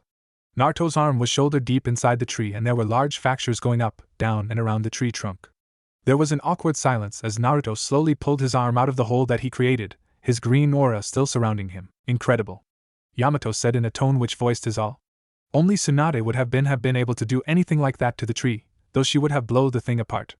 It was comparable to Ina-senpai's Chidori but with more brute power. Naruto was also in awe, especially now that he had noticed Oni-chan's. Looking at the tree, he noticed that it now looked decidedly unsafe, so he moved away from it to stand next to Yamato Oni-chan. Yamato started. Alright, how we know that this chakra aura has high offensive abilities, let's see how it does with defense. Now I want you to get to stand there and I'm going to lightly hit you. Naruto nodded again, though this time he looked a bit worried. Deciding not to address it, Yamato continued with the experiment. Faster than Naruto could see, Yamato smashed his fist into Naruto's stomach with a decent amount of force as Naruto was sent sailing backwards several feet before crashing to the ground. Yamato was suddenly concerned he may have used a bit too much force in that attack. Rushing over, he sighed in relief as Naruto managed to reach a sitting position without any difficulty, his green aura still active. Are you alright? Yamato asked. Naruto looked at him in a bit of a daze, however he nodded his head. Why, yeah, I'm fine. At least I don't feel any pain or anything. Naruto confirmed. Good. That was only genin level, however it is very impressive that you didn't feel anything. Yamato complimented, making Naruto feel slightly happy. Yash, now we know what you can do, let's find the limit. Since it's easier than finding a boulder to smash, let's start with me beating you around the training ground until you feel something. Naruto promptly paled before gulping in a mixture of anxiety and sheer terror. Feeling no pain is nice.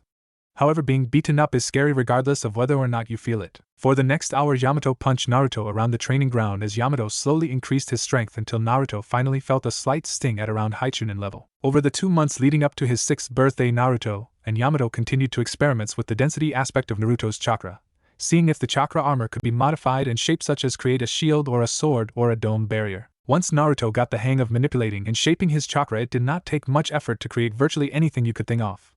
Though creating anything too big took up way too much chakra and ended up fatiguing him. The lead example was when Naruto tried to create a massive frog out of chakra. He managed it, however the drain and the amount of chakra it took to create a construct that size with the density to have physical properties was exhausting. After learning to condense the armor, the defense value went up to mid-jounin. However, the level of concentration required made this useless until it could be done effortlessly. The same was true with the chakra constructs. Yamato noted the armor could possibly be similar to the shaping step of the right and no Yoroi the Reiki uses.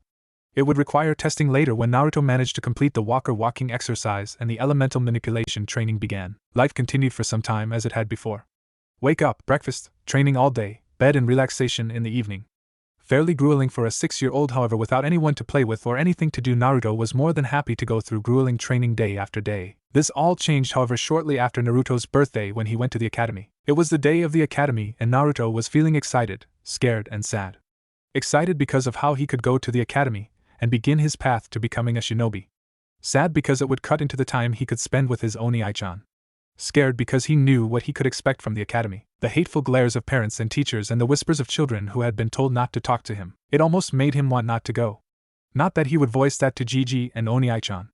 Gigi seemed excited by the prospect of him going to the academy, seeming to think he may be able to make some friends there or something, while Oni-chan was hopeful of the same thing, and it was clear he wanted to get back to missions, something that he hadn't really done in 2 years. Naruto couldn't begrudge them for thinking these things, as he too was hopeful in making friends, though he didn't expect he would, and Yamato Oni-chan had already dedicated a lot of time into him, so it would be unfair to demand him to continue training him all day every day until he became a ninja. Aside from that, he had his own determination to support him.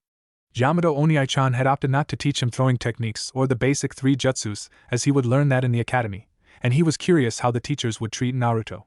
He too believed in the will of fire after all, he just wished it was justified. Naruto approached the gates of the academy to find his fear justified.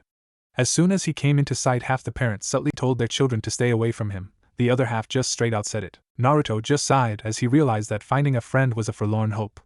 The parents wouldn't want him anywhere near their children and, as the psychology book said, would take the opportunity and bully him, safe with the knowledge that they wouldn't be told off. Ignoring all their glares, Naruto proceeded to enter the classroom he was supposed to go to. When he got there, he was the only one in the room, as he was early and the children were still saying goodbye to their parents. It was another 10 minutes before the other kids started walking in. The first to arrive was a pineapple-haired boy with an expression on his face which screamed troublesome, and a chubby boy eating a pack of crisps in his hand who had brown hair and spirals on his cheeks. They seemed to be friends as they sat together behind him, with the lazy-looking one was next to the window. After that, the other kids started to pour in, all of whom were a variety of shapes and colors. Pink-haired girl, blonde girl, idiot with dog on his head, weirdo wearing a high-collar jacket and goggles, girl with lavender eyes, girl with black eyes. The last one got his attention. He knew who the Uchiha and recognized that she too was one due to their black eyes. The Uchiha symbol on her back was also a dead giveaway, but give points for figuring it out from just her eyes. Why did she get his attention? Because he found her beautiful. 12-year-old Satsuki in profile. He was 6, so he had no clue what was going on or what he was feeling, but he just felt attracted to her. Unfortunately, the girl didn't so much as glance at him and sat at the other side of the classroom. After the last few students trickled in, 2 shinobi came in. One with a large scar over his nose appeared in the classroom, while the other had silver hair. Nose Scar was smiling for the most part, except for when his eyes fell on Naruto, where his smile faltered for a second before it returned when he continued to look over the class. Greetings, everyone. My name is Irika Yumino, and this is my co-teacher Mizuki. Today is the first day on your journey to becoming a ninja of the leaf. It will not be an easy task, though. It will require great effort and a steady resolve to become ninja, as it is a long and dangerous road to follow. However, I am sure that together you will all succeed, Irika said with a happy smile, while Mizuki simply looked bored. Now let's do a roll call. Let's see, Kimichi Choji? Irika asked. Here, said the chubby boy. Okay, Aburaim Shino? Here, said / mumbled the kid in shades. Irika continued down the list, calling names and waiting for the answer from the respective children. Uzumaki Naruto? Naruto almost jumped at that, as he had entered a near dozing stage between the speech and the roll call. Here. Nearing the happy tone, Irika paused before he continued. Uchiha Satsuki? Naruto perked slightly at that and turned to look at the suspected Uchiha to get a confirmation on her name. Here came the feminine reply from the Uchiha girl. Satsuki Ime? Lovely name. Naruto thought dreamily. Irika-sensei finished roll call before once again addressing the class. Okay, now that everyone is here, we'll begin with the first task, and that is unlocking your chakra.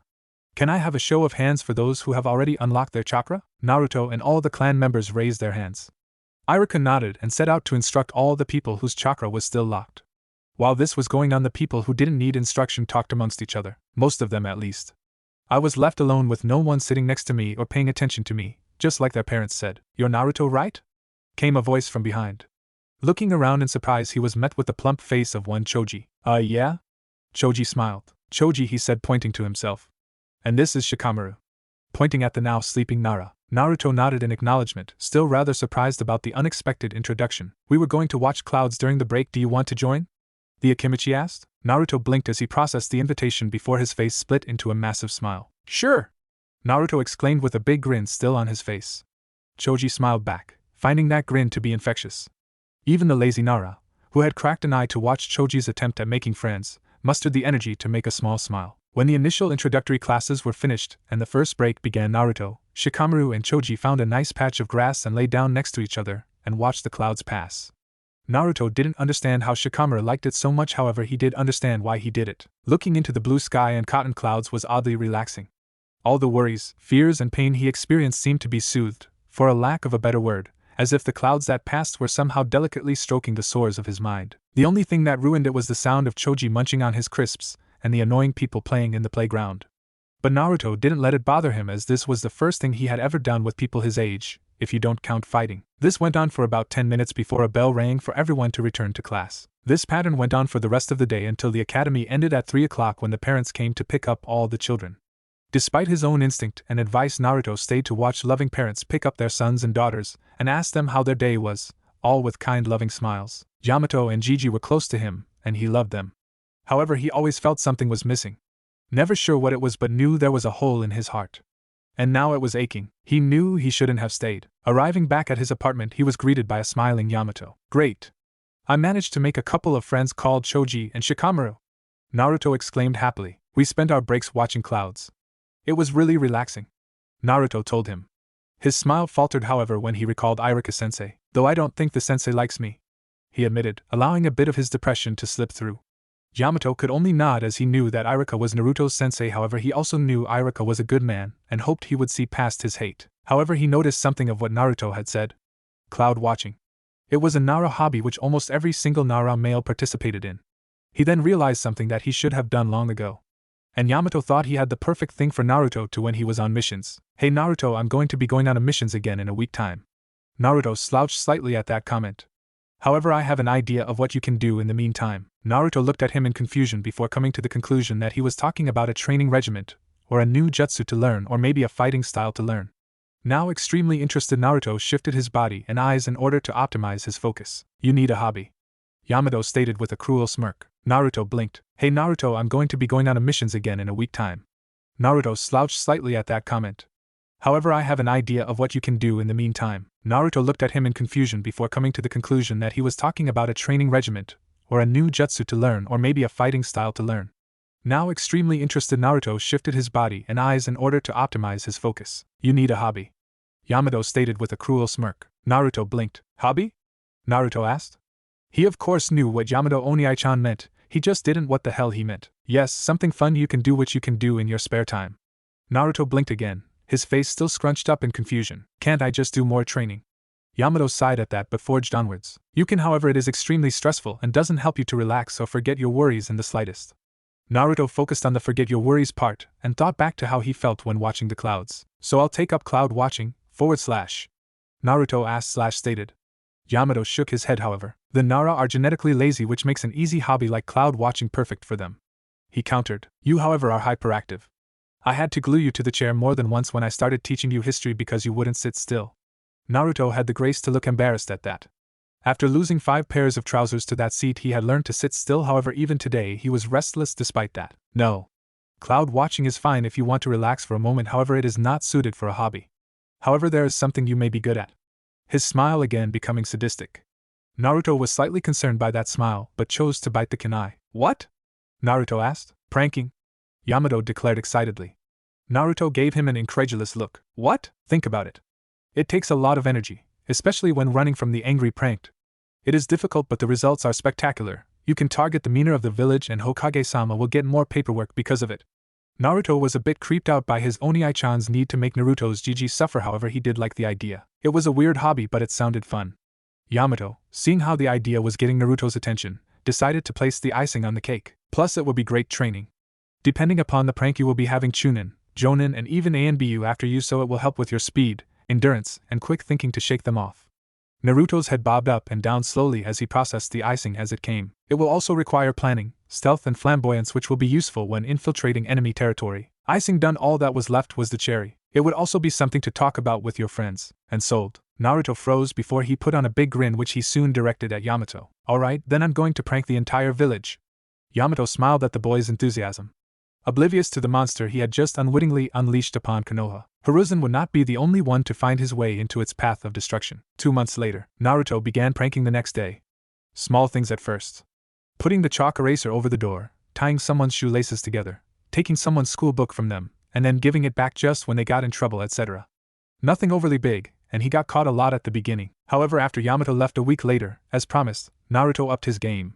He began creating traps and various paint compounds for the purpose of making someone's life as miserable as possible.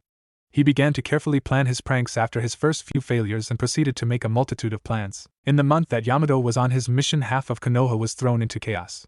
Exploding paint traps in shops and alleys, smelly bombs planted in the houses of his more vocal haters, people waking up with fake snakes in their beds, and drunkards making out with random animals when they wake up, putting super spicy chili powder in some jonin sake and various others. He even made a random chunin, and everyone who saw it think he had killed the blonde by swiftly stealing one of his kunai, coating it in rabbit blood and then subtly placing it into the unsuspecting chunin's hand when he walked into him by accident, revealing a bloody spot on his orange jumper, which was caused by a bag of rabbit blood, leaving the perpetrator being left literally red-handed hold the murder weapon as Naruto fell to the ground dead. The look of horror on the chunin's face and the way everyone looked at him like a psychopath was hilarious, and he almost broke the act.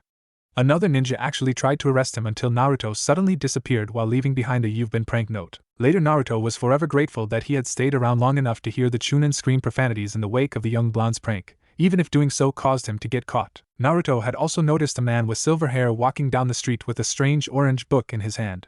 Naruto decided to try to steal it, and then make the man think that it had been destroyed by burning a fake where he could see it. It would have been awesome if the jonin in question wasn't so protective of it. He didn't get anywhere near snatching it before the jonin caught him. He was kind enough to compliment and provide advice for Naruto to work with before he handed him over to Irika for a verbal beating. It was good advice, which he promptly used the next day to steal the book. It was a failure that time too, and this time he didn't get any more advice as the man no longer looked amused. Naruto opted not to push his luck any further with that one, at least until he increased his stealth skill. When Yamato returned 4 weeks later, he came face to face with a livid Hokage who, after getting reports about the aftermath of Naruto's new hobby, was surrounded by paperwork and looking very exhausted. Tenzo, you better be able to explain to me why you have Naruto pranking half of Konoha, or so help me I will demote you to genin. Tenzo's eyes widened in terror and horror. Naruto, you traitor! I thought Naruto needed a hobby and pranking suited him. Killing intent poured in from all sides as the Hokage and hidden ANBU displayed their displeasure and voiced their warning that he was on thin ice. Hinata also serves as training because of the requirements needed to successfully prank someone and get away with it. Yamato gulped as the killing intent didn't abate. It is an important outlet in order to relieve the stress from training and the animosity of the village. It was a bit of a cheat excuse, but it was also true. True to his expectation, the Sandaime caved, and with him the ANBU. With a sigh, the Hokage composed himself. Couldn't you have gotten him to do gardening or story writing or something? Tenzo's eyes widened slightly. Thankful he had opted to wear his mask for the meeting, he is still an ANBU. Gardening. He would have liked gardening, he thought. Pranking was still a good training method though. How is he doing? Yamato asked the Hokage. He flinched when the Sandaime glared at him, but relaxed when the old man sighed again and gave the blonde's guardian a report of his escapades. Extremely well. Despite his choice of clothing, he is rarely caught before he strikes and is often long gone from the scene before anyone even realizes what happened. Yamato was impressed. The Hokage continued on, grudging respect in his voice. Most of the pranks are fairly childish and easy to clean up, however his more elaborate ones are scary.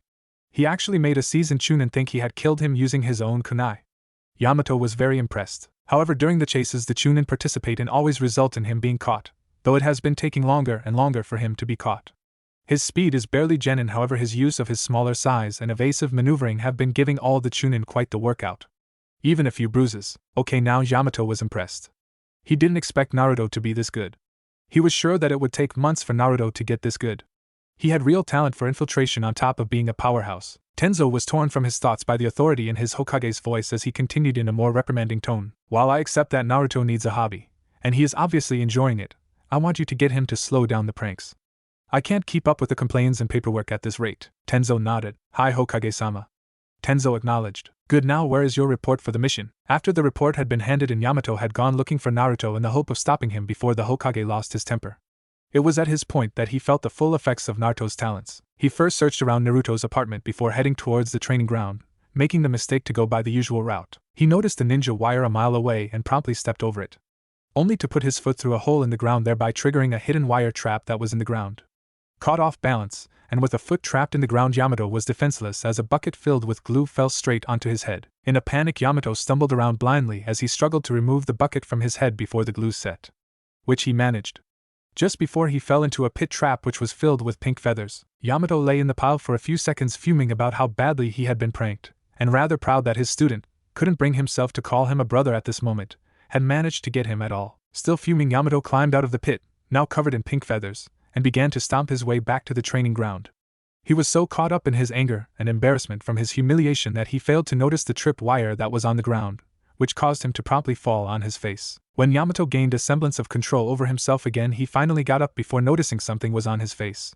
It was a flamingo beak. Snap! Yamato began to release massive amounts of killing intent before he charged in a blind rage towards the training ground with the full intent of beating the respect into his delinquent surrogate brother, all the while apparently not noticing that his rage's target was sitting in a tree not 10 meters away struggling with all his willpower not to laugh his ass off. When he thought he was safe, Naruto let out a full-blown howl of laughter at the misfortune that had befell his Oni-chan. He had actually been set up by Hokage Gigi to do it after Naruto had been coerced into revealing Yamato's part in his new pastime. Naruto, having developed a Suddy's cough love for pranking, had readily agreed to the idea and had spent the last week carefully planning this prank.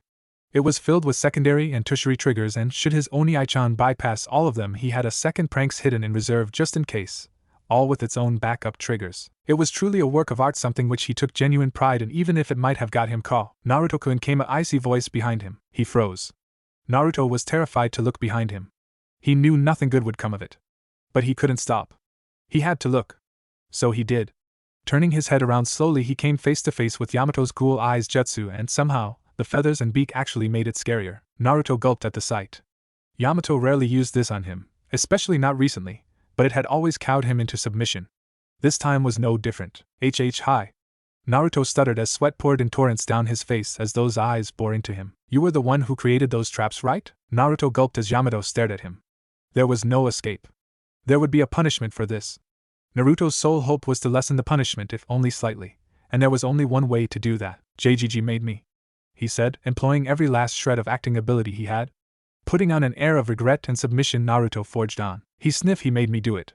Sniff, I said I didn't want to prank Oni-chan, but sniff, he said he would pay the Ichiraku not to serve me ramen, and sniff would prevent me from buying orange clothes. It was tricky, but Naruto managed to put an almost genuine display of sorrow and repentance with tears, runny nose and everything. It failed though. Oh? So that childish laughter I heard was Hokage-sama's fault too, huh? Yamato countered, his eyes still staring at him with that technique. He didn't even blink. How the hell does he do that? Shit! I forgot about that. Damn, think Naruto, think. And as if all the mighty log took pity on him, a thought managed to make it though that thick skull of his. Why yes, Gigi was hiding with me until a moment ago in a henge. He was here a moment ago, but he seems to be gone. It was brilliant. A perfect lie, and one that couldn't be proven to be false. Or rather, Yamato wouldn't bother to confront him about it. Yamato cancelled his Dijutsu and allowed his eyes to be set into a doubtful glare, giving Naruto enough relief to breathe again. Fine, he said.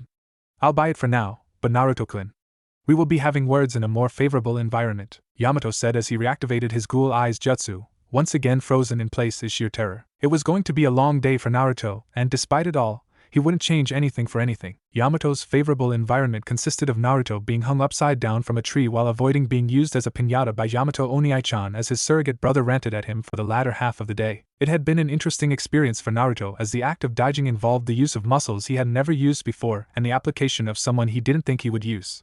Overall, it was great training, even though he only dodged most of them at the beginning as his Oni-chan grew increasingly aggravated. 2 hours before sunset, Yamato finally calmed down after he had sufficiently unleashed his anger, and the solution to dissolve the glue had finished working, though Naruto withholding the information till only an hour ago didn't help much. After he had let Naruto down, Yamato questioned him on his week and how his pranking went.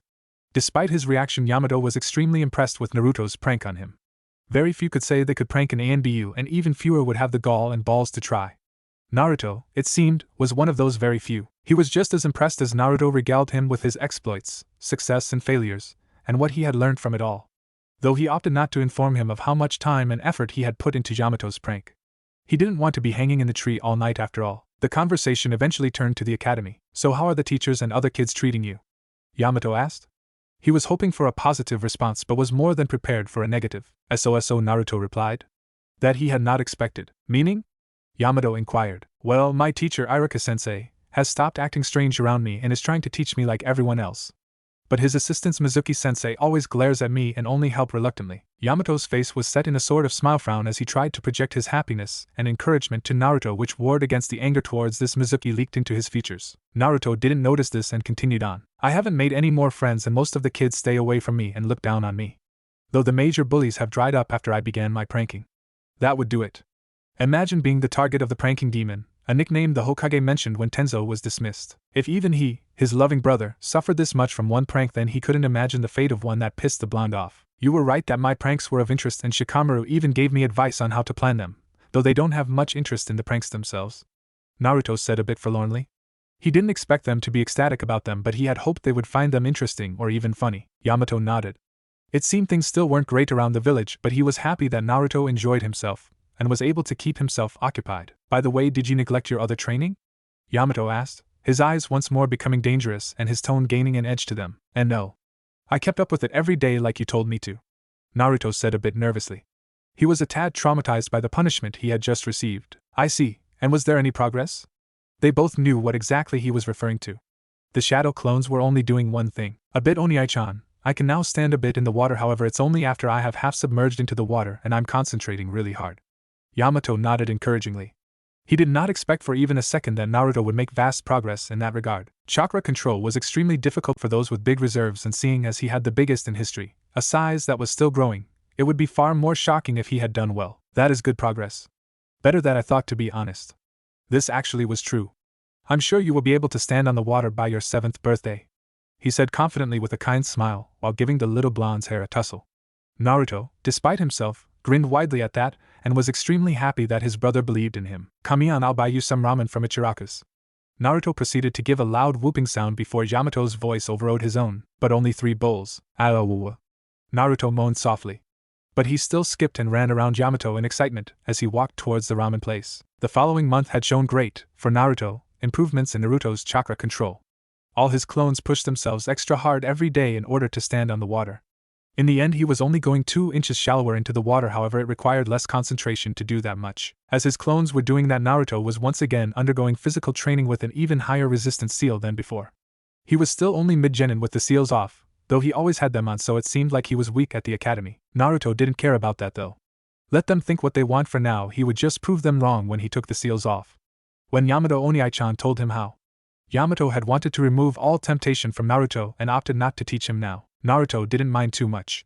It was annoying being so weak because of the seals, however he trusted his Oni-chan completely. Aside from that, there was no real change in Naruto's life until the 3rd month since his birthday. At this time, Yamato was once again going off on a mission, this time for 2 months. So Naruto was back to pranking, though it was more subdued and spread out than the month of terror, with Naruto focusing more on the planning in order to create surefire ways of pulling the prank off and escaping. It was not always successful, however he now had a higher success ratio. He was actually happy he did not always succeed. Because if he did, then he would not have met her. Naruto was running with all his might after a late evening prank to escape the villagers he had just victimized. It appears they do not appreciate having their houses being painted neon pink. He would have gotten away with it too if it hadn't been for that meddling weight that doesn't sound like Naruto. Anyway, he was running and he was slowly getting away. His seal meant he was still slower than most civilians, however he was much smaller and knew all the secret passages to throw them off. He used one of them now to finally disappear from sight and reach the clear. Letting out a sigh of relief, he breathed deeply to reduce the beating of his heart to a calm and steady beat. It was not until he was done that he noticed a slight sob coming from the alley he had ducked into. Looking around, he finally found a teen with purple pineapple-styles hair sitting midway into the alley, hold a fairly large bottle of sake in her hands, as she sobbed quietly to herself. Her face was in her knees while her elbows rested on said knees, effectively hiding her eyes from the world. Or maybe her from the world. Naruto was confused and he didn't know what was wrong with her. But there was one thing clear. She wasn't sad. Nothing else mattered aside from this fact, and in his need to ease her pain, he approached her before giving her head a gentle hug. The girl obviously had not heard him at all as she flinched when he hugged her. She looked up into his eyes as he looked in hers. He saw the pain she was too slow to hide, and he in turn allowed her to see his. Tears still flowing freely down her cheek, she grabbed hold of him and drew him into a tighter hug, which he reciprocated with as much force as he could muster. She was openly sobbing into his orange jumper now as he gently stroked her hair in a comforting manner. It continued on for 20 minutes before the teen calmed down enough to let go. Naruto still held on to her for another minute before sitting down next to her. "Thank you?" she eventually said in barely a whisper. Naruto would not have heard it if not for the fact he was focusing on her, as strongly as he had. "You're welcome," he said, giving her arm a pat and a comforting stroke. She smiled a bit as he tried, and succeeded, in comforting her. "I can't believe I was comforted by a gaki."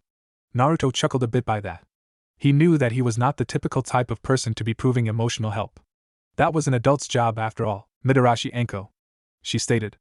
Naruto looked at her for a second before he realized she was introducing herself. "Naruto, Uzumaki Naruto," he replied as he put out a hand.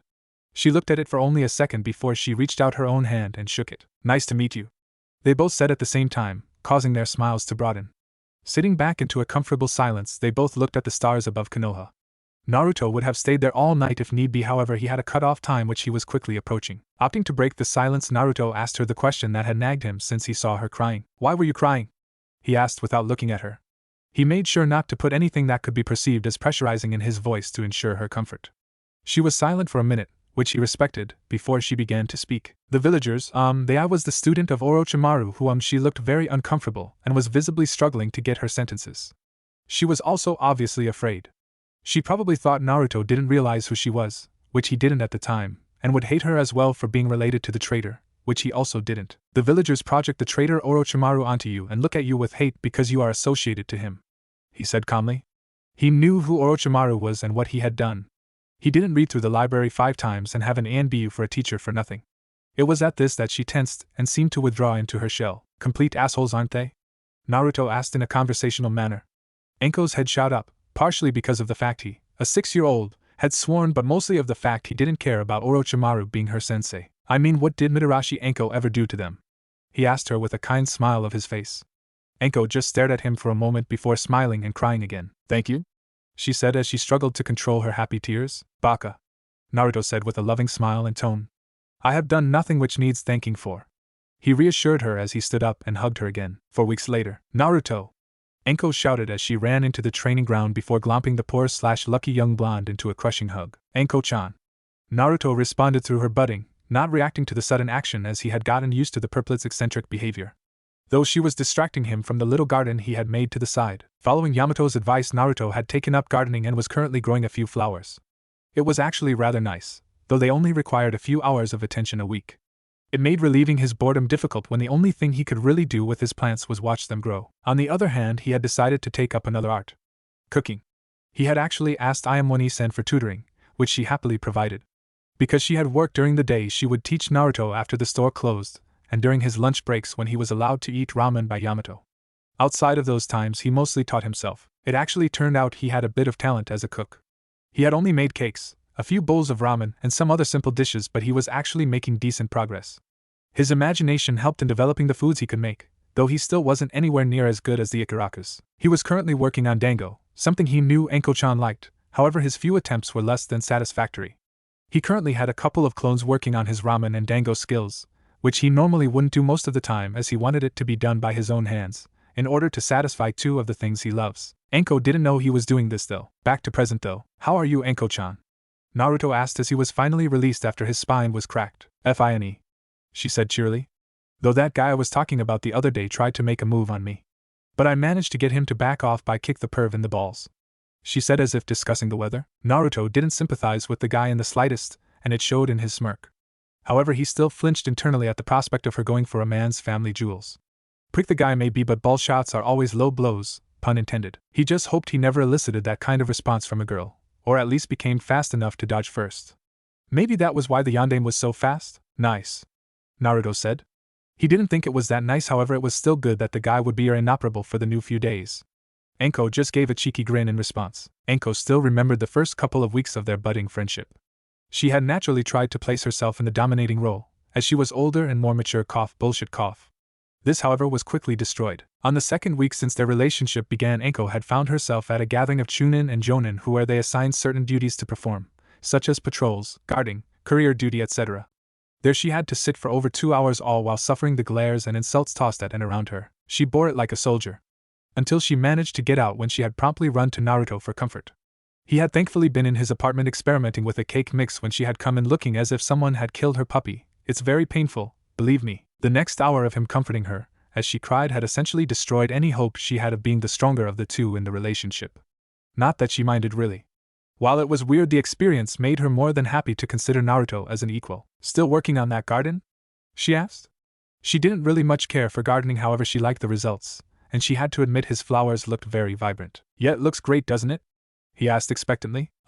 She mumbled positively, making Naruto happy that his flowers were appreciated. How did you do that anyway? None of the other flowers look this bright, she asked curiously. Naruto smiled knowingly. I put some of my chakra into them, he said with a smirk. Anko blinked. Chakra can do that. How does that work? She asked. Naruto nodded understandingly, as normal chakra could not do that. Well, you know how I told you my chakra was like the medical chakra, right? Naruto inquired. Getting a nod, he began his explanation. Normal chakra can't really do this, however my chakra is unique and has beneficial properties and heals my injuries. So I thought maybe it has effects on other things. So I tried it on my plants. He finished, rather pleased with his deduction, which had proved to be dead on. Anko was actually a bit awed by this ability, as it would mean he was essentially a walking healing station. She then became curious. She was not a medic herself, however she had learnt about Iriajitsu during her time with Orochimaru. Aside from the properties of medical chakra, you also had to guide the chakra to the correct places, or it would do nothing. Feeling a bit adventurous, she decided to experiment. Pulling out her kunai, she made a reasonably sized cut on her hand, causing the unsuspecting blonde to freak out. Anko, what are you doing? Naruto yelled in shock. Ignoring him until she was done, she then presented the cut hand to him. Put your chakra into it, she said. Naruto hesitantly reached out his hand and took it. Small amounts, she advised quickly. It was not a good idea to let Naruto run rampant with his colossal chakra, especially considering he was in a bit of a panic right now. Naruto nodded as acknowledgement before pouring the smallest amount of chakra he could manage into her hand. He then jumped when Anko suddenly jerked and gasped. He looked into her face in surprise, only to find her eyes closed and her face into a blissful expression before she did a full body blush and clamped her legs together, severely confusing Naruto. Are you alright? Naruto asked in concern.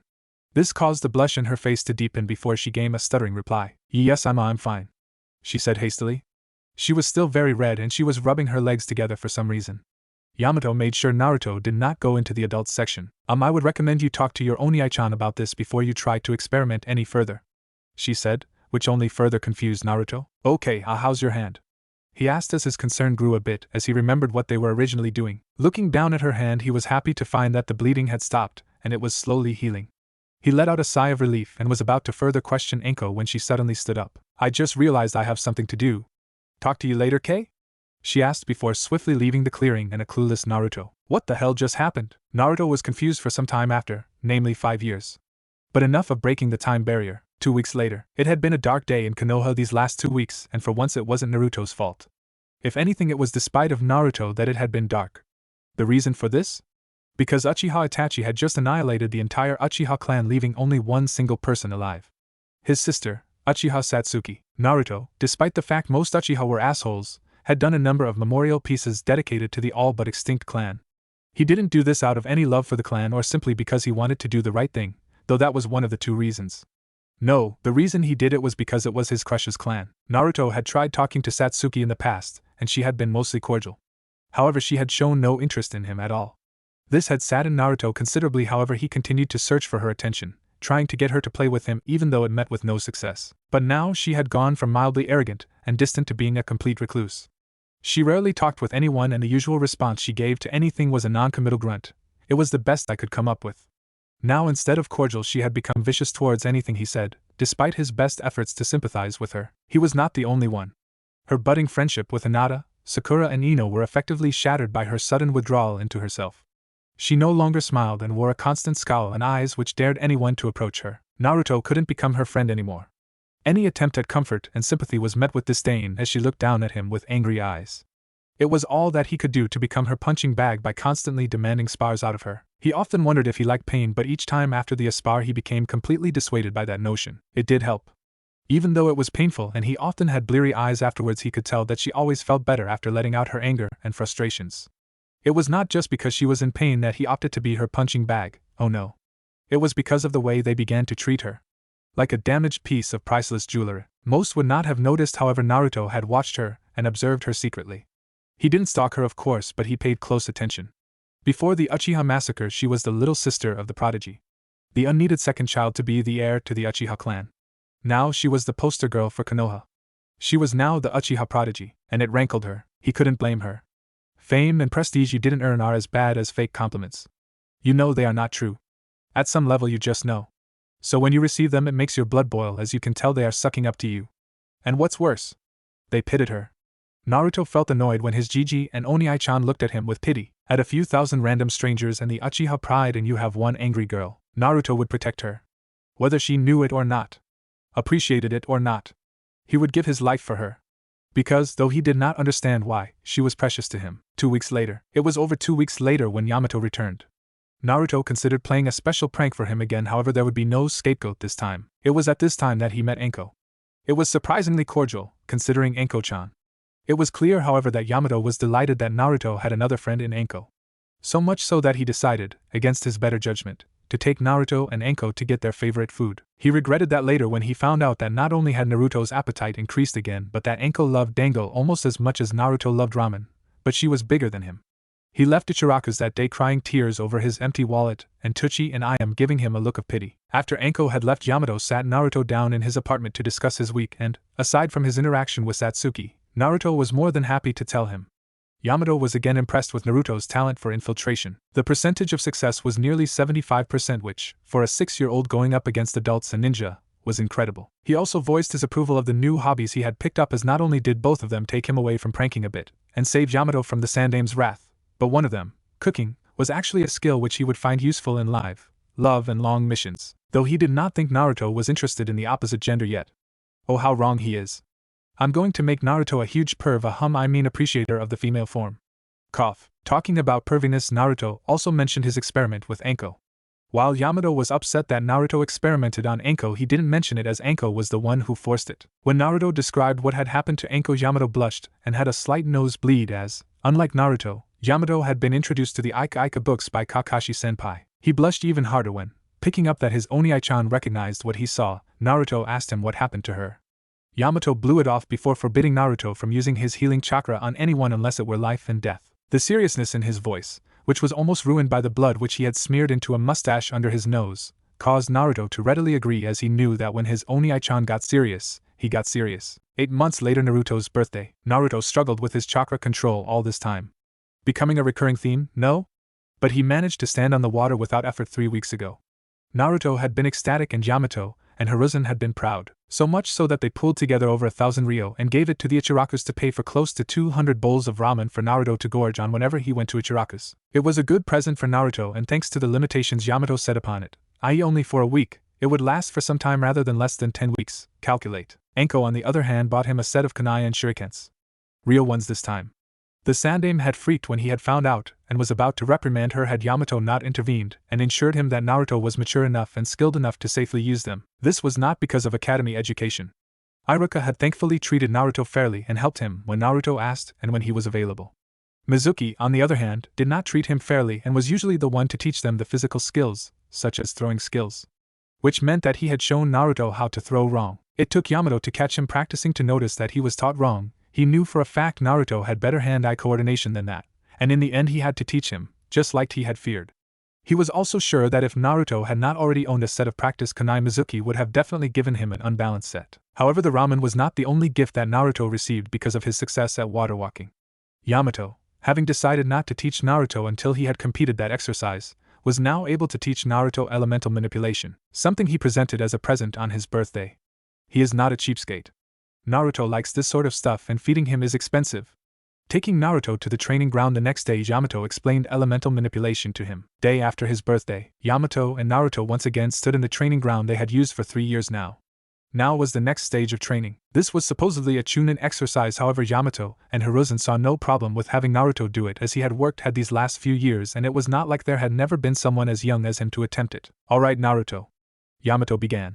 I want to congratulate you again for getting this far in your training so quickly, Yamato said proudly, making the young blonde beam with happiness. Now, like I promised, we are going to begin elemental manipulation. Do you know what that is? Yamato asked. It was entirely possible after all. Isn't it the molding and defining of chakra into an inherent type of chakra nature, altering its properties and characteristics? Yamato nodded. A textbook answer. Not surprising, correct. Well done. That is exactly what we are doing to now. Taking out 2 small pieces of paper, Yamato gave one to Naruto before he continued on. That piece of paper is special. It was created from a special tree and the paper allows us to determine what your chakra affinity is. Yamato informed him before he gave a confident smile. But it will only be determining which element we start teaching you, as I will be getting you to master all of them. This caused Naruto to go wide-eyed. He had read that most jonin only had 2 affinities and only a select few got all 5, these including the Sandaime and the Rikudo Sennin. It would take years to learn even your affinity, let alone any other, so he would be in his late 20s, at best, before he could master all 5. Then it hit him. Kagebushin no Jutsu! He exclaimed. It was obvious, even for him, that with the clones he could master all the elements within a year. Probably, yes. Yamato confirmed. However, we will master your affinity first. Speaking of which. Yamato held up his card for a second and focused on it before its sudden half became wet, and the other half crumbled. I have both earth and water, as I have the Mokuton Kekai Genkai. Naruto just nodded, as he already knew this. The paper shows this, as when I channeled my chakra into the paper it turned damp and also turned to dust. Naruto nodded again. When the paper becomes damp it means you have a water affinity, turns to dust you have an earth affinity, crinkles you have a lightning affinity, burns and you have a fire affinity, and finally splits in 2 if you have a wind affinity. Now channel your chakra into the paper. Naruto nodded and proceeded to concentrate his chakra, in small amounts so as not to vaporize it or something, into the piece of paper. It split in 2. Yamato nodded in satisfaction before continuing. Alright, wind it is. Now let's begin with harnessing it. 1 year later, there had been a lot of change in the year which followed. Yamato had been taking more and more missions and had been spending less and time training Naruto. Not that he really needed it. It was at this point that constant repetition was required, something Naruto happily passed off to his clones for the most part. While it is convenient, the clones are still, essentially, you, so they have feelings and a personality, even if it is just a copy. What is important, however, is that after leaving a clone to do a tedious task while you go and play, a large amount of animosity ensues, which gets absorbed back into you at the end of the day. Imagine every day you absorb the feelings of nearly 3,000 clones who hate your guts right to the moment they dispel. Well, let's just say Naruto had never been so close to suicide than the first day he had abandoned his clones to go off pranking. He only survived because of the very reason that he had ended up in this situation. Again, his shadow clones were still him, and because of that they understood that getting angry at him didn't help at all. This means that when they dispelled the second day he only absorbed a mild amount of annoyance. Since then Naruto had made damn sure to appease his clones by spending some days training with them, and to make his pranking as much training as fun. It made things easier, and each time they were dispelled they were less and less annoyed. Which he was thankful for, because he really was verging on genuine self-hating. Anyway, his training had not gone as well as he had thought. In the end, the process of learning elemental manipulation was as difficult as chakra control. His large reserves meant that when he recklessly poured chakra in to cut the leaf as he was instructed, he would again vaporize the leaf. So not only was he changing the properties of his chakra, but he also had to do it in small amounts or risk losing the leaf, and by default leaving Konoha's trees barren. It was like eating ramen with only your tongue, now chewing or anything. Yamato had been grumbling by the second week that at this rate Konoha would have to import leaves in order to supply Naruto with the means to learn elemental manipulation. Praise the logs for shadow clones and accelerated learning. 1. Despite the fact his expectations had been completely and utterly dashed, he was slightly happy that he was developing his elemental chakras as well as going a chakra control exercise. It was a sort of a win-win situation for him despite the difficulty of it all. It would end up taking nearly 7 months in order to perfectly cut the leaf, but it was worth it. In the meantime, Naruto had put his time into other things. One of them, and most importantly it turned out, was his development in cooking. On Anko's birthday, which was 14 days after his own, he prepared a batch of dango for her birthday. She seemed to love the present, as she immediately demanded that he provide dango for her from then on. It was a lot of pressure. Not because he didn't have the time, of course he had shadow clones after all. It was the fact she had been on his back constantly giving advice and demands about how he should make her dango. It was quite irritating, as this was pretty much a gift to her out of his own kindness, and she was demanding he do everything her way instead of trusting him. He had heard about men who were ruled by their wives or sisters too, etc., but he was not suffering it. He put his foot down, threatening to stop making dango for her ever again. She had backed down quickly. Naruto relented slightly, as he was doing this for her anyways, and told Anko she could be a food taster and comment on the food, but only when he was asking for her input. She had readily agreed. Despite her complaints, Anko would not risk losing her Narukun's dango, which was now on par with the place she used to eat at. Plus she felt a slight thrill at how Naruto had put his foot down.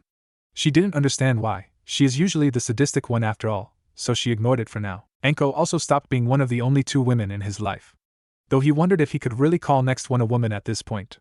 Anyway, it happened like this, in the forest. Sometime after his birthday, Naruto was taking a walk around the forest after school. His school experience wasn't going very well. It never did, however. He was just allowing himself to feel particularly down about it today. His written tests had not been inspiring.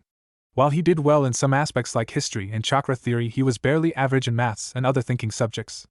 Knowing an answer is not the same as understanding it after all. He still didn't understand all the questions despite his best efforts and renewed excursions into the library. He was sure he screwed up some of the questions he should have gotten. Maybe it was nerves? Who was he kidding he didn't get nerves? Well, aside from that, he had really been struggling with the academy basics. The regular Bushin was a waste of time. Yamato had said so from the start, however, he was instructed not to show off his abilities in the academy, so he couldn't just make a shadow clone instead. The henge was difficult. He couldn't find the right amount of chakra to use it. It was like he wasn't doing it right or that it was impossible. However, it was way too useful to be ignored and discarded, plus it was one of the things you were required to do in order to pass. Kawamiri was less so. It seemed it didn't really matter how much chakra you put into it as it worked regardless, though the distance you could travel changed drastically. Naruto had managed to get to the other side of Konoha by substituting with a flower. He also found he could substitute with people, while this wasn't a big deal as everyone with enough chakra could. However, what was amazing was that he could use anyone as a substitute. For someone to use the Kawamiri, you had to reach out with your chakra, usually to a nearby object, and coat it in chakra, which allows you to pinpoint your substitution. However, this works because the object has little to no chakra or will. If you were to use it on a shinobi, they would notice the chakra instantly, and it would require an effortless chakra surge to dispel the average chakra. Naruto's chakra was far larger and denser than normal chakra though. This meant you would have to do a major flare to break the technique, which would take time, which they would not have. This was awesome because when facing multiple opponents he could get them to attack their fellows with their own techniques. The downside was also the reason it was possible. Large amounts of chakra like his were difficult to move, and the density made it sluggish outside his chakra network. Therefore, in order to do what he wanted with it needed to begin before the attack began for strong substitutes. That was probably one of the only good things that happened during his time in the academy. The other was his friends, Shikamaru and Choji. If Naruto was honest, he would say he had really lucked out when they had introduced themselves. They were good people, though Shikamaru was so lazy he was barely friend material. Even talking was too troublesome. Choji was a bit more active and they got along well. They often had eating contests, which Choji usually won by a decent margin, though he was the unassailable champion of ramen eating. In their contest, Choji managed a respectable 8 bowls before submitting, while Naruto thrashed him with a crushing 16. Choji had paled as he watched Naruto eat his 11th bowl and looked downright emasculated by the time he finished the last one. Shikamaru actually did do more with him than Cloud watching. Aside from assisting him with his prank planning, when asked, he also played shogi with him. Naruto, while being able to plan excellent pranks, was not a grand strategist. He, however, had read a number of books on shogi and had developed a bit of tactical mind after reading a number of strategies employed by famous shinobi tacticians. This of course meant that, while he never won, he pushed Shikamaru fairly hard and made it difficult for the lazy Nara not to pay attention for any surprise maneuvers, which Naruto was becoming infamous for. The closest to winning Naruto had ever gotten was when Shikamaru had decided to test a theory and offered Naruto all the ramen he could eat if he won. True to his expectations, Naruto seriously upped his game, and what was a simple friendly game became a desperate struggle for dominance. Naruto had actually managed to corner Shikamaru's king in a stroke of luck, before he was checkmated when Naruto slipped up in his rush for victory. Both Shikamaru and Choji vowed never to bet with Naruto, and definitely not when it involved ramen. It was just not worth it. Aside from that, however, things were not going well. As the last Uchiha, and a supposed prodigy, Satsuki had gained a fan base consisting of both boys and girls. Being part of a clan and having clan teaching to draw upon, Satsuki naturally excelled and was number 1 in the academy. However, all this attention on her made things more difficult for him to help her. Even though all he could do was be her punching bag, even then Naruto's attempts were made even harder by the screeching and insults thrown his way by her growing fan base, including a certain pink-haired girl. His attempts to challenge her were often intercepted by some of the boys, whom he subtly knocked out, and the girls screeching for him to, quote, leave her alone, loser baka, also made his challenges hard for Satsuki to hear. How she was not deaf with fangirls was a miracle in his eyes. Naruto never let that stop him, and, as she was actually secretly grateful the loser was unwittingly becoming her personal punching bag, Satsuki was always more than keen to beat him up. 3. There was a silver lining though. Satsuki was looking a bit better. She still scowled and looked at her fans with disdain, however her eyes had gained a bit more life and her demeanor was less withdrawn. He smiled slightly at that. He was unsure if it was because of his actions or not, but was satisfied that she was recovering, if only slowly. Naruto's thoughts were broken upon noticing some people talking and a rather scared voice mixed in. Curious and slightly concerned, Naruto went towards the noise to see what was going on, to find one of his classmates, Hyuga Hinata he believed, on the ground as 2 older kids from the academy called her names, saying she was weak and had weird eyes. Both of these things pissed him off. He didn't like people calling others weak, regardless of whether it was true or not, and he was enraged by them calling her eyes weird. He had always thought her lavender eyes were very pretty. Determined to teach them a lesson, Naruto stepped out. That's not true, you stupid bastards. Get lost or I'll kick your ass, Naruto shouted angrily. Everyone turned their attention to him, when he shouted, displaying a mix of reactions. The bullies had a combination of fear, arrogance, and anger at his declaration. Hinata showed shock, surprise, and hope. It didn't really matter to Naruto what they were thinking. Big talk, you little bastard. Who the fuck are you anyway? The biggest and angry-looking one asked. Uzumaki Naruto. The future Hokage. Naruto declared proudly for the 7,000th time. The bullies blinked at him before bursting out laughing. I know you. You're that wimp that constantly gets his ass kicked by a girl. Pfft, there is no way a stupid weakling like you will ever become Hokage. Why, you are barely worthy to be my punching bag, said the arrogant one. I will become Hokage, Naruto declared again, this time exuding great confidence and self-assurance, as if it were truly not a question of if but when. Unknown to Naruto, his words struck a chord in the Hyuga heiress. The confidence, the absolute belief that he would succeed, that he would never fail. She had never had that, and she felt envious of him. But more than anything else she felt inspired. Stop, Delud, began the arrogant one again. Right before Naruto's fist connected with his face, knocking him unconscious. Before the others could react, Naruto was already attacking the weak, fearful one with a kick to the stomach. By the time it had taken to retract his leg, the largest of the bullies had managed to rush him and was in the process of trying to grapple him, which he easily dodged. With a spin, he slammed his foot into the last bully's head in a reverse roundhouse kick, resulting in him to fall to the ground out cold. This left a satisfied Naruto and a shocked and awed Hinata. Naruto turned his attention to Hinata before giving her a warm smile. Are you alright? He asked gently as he leaned in. Hinata suddenly blushed as she realized that her savior was talking to her, and was so close too. I'm fine. Thank you, she said as Naruto helped lift her to her feet, making her blush deepen. No problem. I could never have abandoned you, so don't worry about it, he reassured, giving her one of his genuine happy smiles. For Hinata was now suffering from a full-blown blush at the smile she was seeing as her cheek muscles forced her to make a shy smile of her own. The moment was interrupted by the arrival of the neglectful and useless bodyguard. Hinata-sama! Exclaimed the bodyguard. Surging forward, he grabbed the girl's hand and began to lead her away. Hinata-sama, don't interact with that boy from now on, understand? He is dangerous, the bodyguard demanded. Hinata, however, was not paying much attention to her bodyguard. She was watching her savior, as he watched her be dragged away, waving with a smile on his face. But this was nothing like his other smiles. It was not warm, let alone genuine. It was forced. He was hiding his pain from her. Hinata wanted to cry. Not only had Naruto-kun saved her, but he was being treated like a criminal for some reason that was never explained. Now he was trying to make her feel better by trying to make it seem as if all was well and he didn't mind. Hinata was building up her courage to confront her bodyguard, however before she could, she was already out of sight. With the loss of the source of her courage gone, her will weakened again, leaving her to curse her own weakness. Naruto had stayed in the same spot as he waved her off. When she was out of sight, he dropped the mask and allowed himself to show his depression at the bodyguard's words and actions. What did I do to be treated like a monster? Naruto thought to himself. He had waited long enough. He had been postponing asking for years in the belief and trust that his Gigi, or Oni-chan, would tell him. But he couldn't wait anymore. He needed to know. Hokage's office. Hiruzen was once more working on the paperwork that was on his desk. He was eternally grateful that the workload had been decreasing over the years, minus Naruto's month of terror, and he was able to move around without coming back to a desk piled high with paper. This was only comforting when put into context, as there was still a significant amount of paperwork to do every day, and if left alone, it would slowly build up to a near unmanageable levels. My enemy is weakened, but I have yet to defeat it yet, Hiruzen plotted in his mind. I must chase it to the ends of the earth if need be, but I must not turn my back.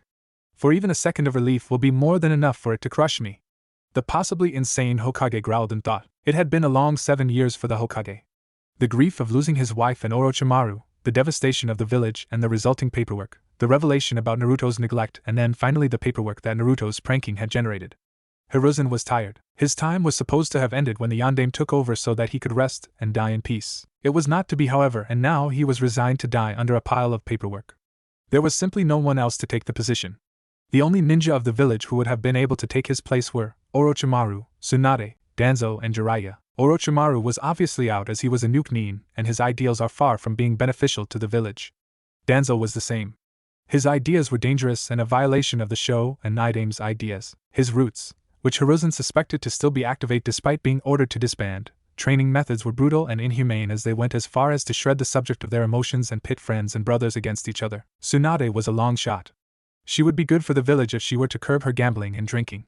The changes she made to the village in establishing and developing the medic corps were noteworthy.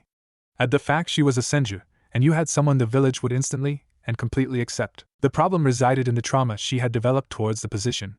Having lost the people she loved to the position, whether they were in office of striving for it, she had grown to hate the position and the village they served, which she believed was to blame for her loss. He couldn't honestly say she was completely wrong either. Jiraiya was the best candidate in the list. He was powerful enough, and he had strongly inherited the will of fire and love for the village. However, Jiraiya had developed a spy network which only he knew the full extent of.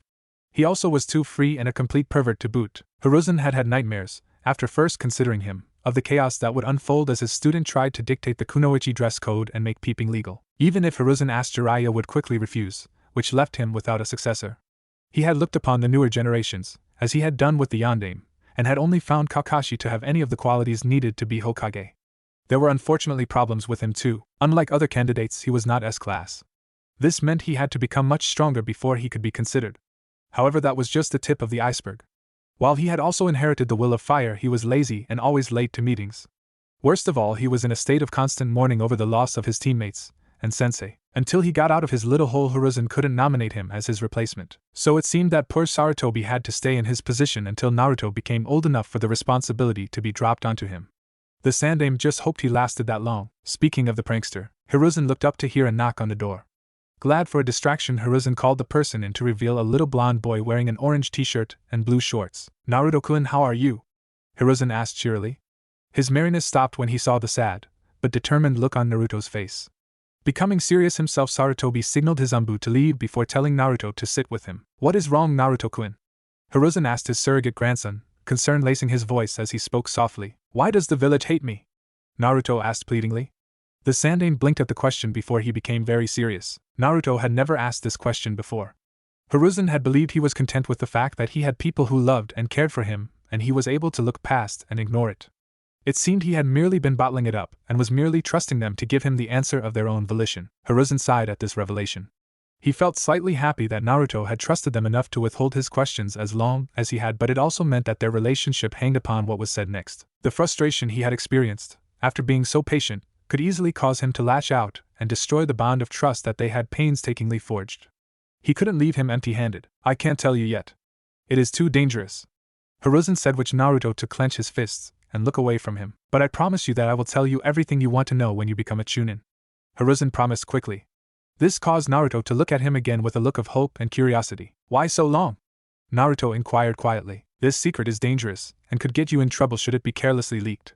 I am not saying you would blab it about, Hiruzen swiftly assured, silencing the protest which was on the lips of the small blonde. You are still young and you have yet to be trained in keeping secrets and controlling your emotions, Hiruzen explained, causing Naruto to nod reluctantly. You promised.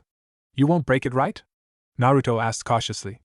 Hiruzen gave a reassuring smile. Of course, Naruto-kun. I will keep my promise, I assure you. One way or another, he said as he patted the boy on the head.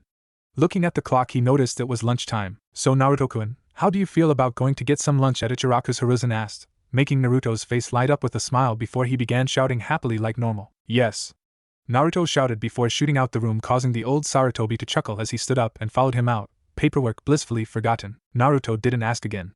Nor did he mention anything to Yamato, though Hiruzen did. Instead, focused upon his training and learning the academy basics. He had, unfortunately, had to pull a few hundred clones off of his nature transformations / chakra control training in order to make some headway in his henge training 6 months into the training. It was not a massive deal as it seemed he was getting close to succeeding, but it would slow down his training again. Needless to say, the progress was very slow. As he predicted, he finally attained a success the next day when his leaf had a small cut in it. Naruto was understandably ecstatic about it, and he and his clones pushed forward hard to completely cut the leaf, which they managed, all of them, within a week after the first sign. After Yamato returned from his mission the following week, his Oni-chan constructed several large waterfalls for Naruto to practice the next phase of nature manipulation. The changing of the properties of large quantities of chakra, which was tested by Naruto's ability to cut the waterfall. In the end, it took 2 additional months. However, despite the fact the number of clones he could use was limited by the size of the waterfall, Naruto no longer had to hold back all his chakra just to use the leaf, therefore able to complete the large-scale chakra control exercises without much difficulty. He did not start his other elemental training, however, as his Oni-chan had yet to inform him how they worked, and he would not return from his mission until a week before his birthday at best. So he decided to set his clones on doing other chakra control exercises to combat his ever-growing chakra reserves. A/N. I am sick and tired of forcing myself to do every year. So what I am going to do is just do an overview of the next 4 to 5 years. I will be going under the assumption that the graduation has been set to 13 due to the long period of peace. Don't like it? You try to make an interesting story without making the main a god in human flesh while he can learn and develop skills 5,000 times faster than normal. 5 years later, the progress in his abilities had been both slow and massive over the last 5 years. After nearly a year of practice, Naruto had given up on doing a normal henge. He had been having this feeling for a while now, and it had only grown as he went on. He couldn't do a henge like the way they teach it. Henge is a combination of genjutsu and ninjutsu to turn you into an object of your choice. However, it was impossible for him to use genjutsu with his chakra control the way it was. However, Naruto refused to believe it was impossible. It was too cool to not know, and it would be so useful for his prank missions. He meant missions. Cough. Anyway, this led Naruto to experiment. The answer was actually quite simple. Instead of using hand signs to mold his chakra, Naruto sent chakra throughout his body before focusing on an image, like an eagle, and forcing that image into his chakra. The results were painful. As soon as he started, his entire body was racked with mind-crushing pain. It was all Naruto could do not to scream as his body collapsed to the ground in agony. He didn't know how long he writhed on the ground. A second, an eternity? He couldn't tell. But it did end, and when it did, he was in for a shock. Once the pain passed, Naruto opened his eyes to find that he was on the ground. When he tried to get up, he found that his arms felt weird and couldn't push off the ground. Feeling strong enough, Naruto proceeded to roll while bringing his feet under his, so he arrived on his feet. That's when things got weird. Everything was bigger. The trees, the rocks, even the grass. Fearing the worst, Naruto looked down at himself to see that he was wearing golden feathers. Lifting his arms and looking at them, he saw he had equally golden wings, and when he looked at his feet, he saw that they were talons. Opening his mouth, he tried to shout his surprise, only for his exclamation of awe to come out as a squawk. A little freaked about suddenly being an eagle, Naruto flared his chakra to break the henge. Nothing happened. Now Naruto was panicking. He had no idea how to change back anymore, and what was worse, he couldn't even ask anyone because he could only talk like a bird. Naruto started to take deep breaths as he struggled for calm. If he could get into this situation, he sure as hell could get out of it. Thinking for a moment, Naruto had a rudimentary idea of what he had done. What he had done was probably the closest thing to a true transformation. 5. Regardless of what he had done, he got the feeling it could have gone very badly. As to what way? Well, with an actual true transformation, there probably been a reduction in his brain capacity to equal that of a bird.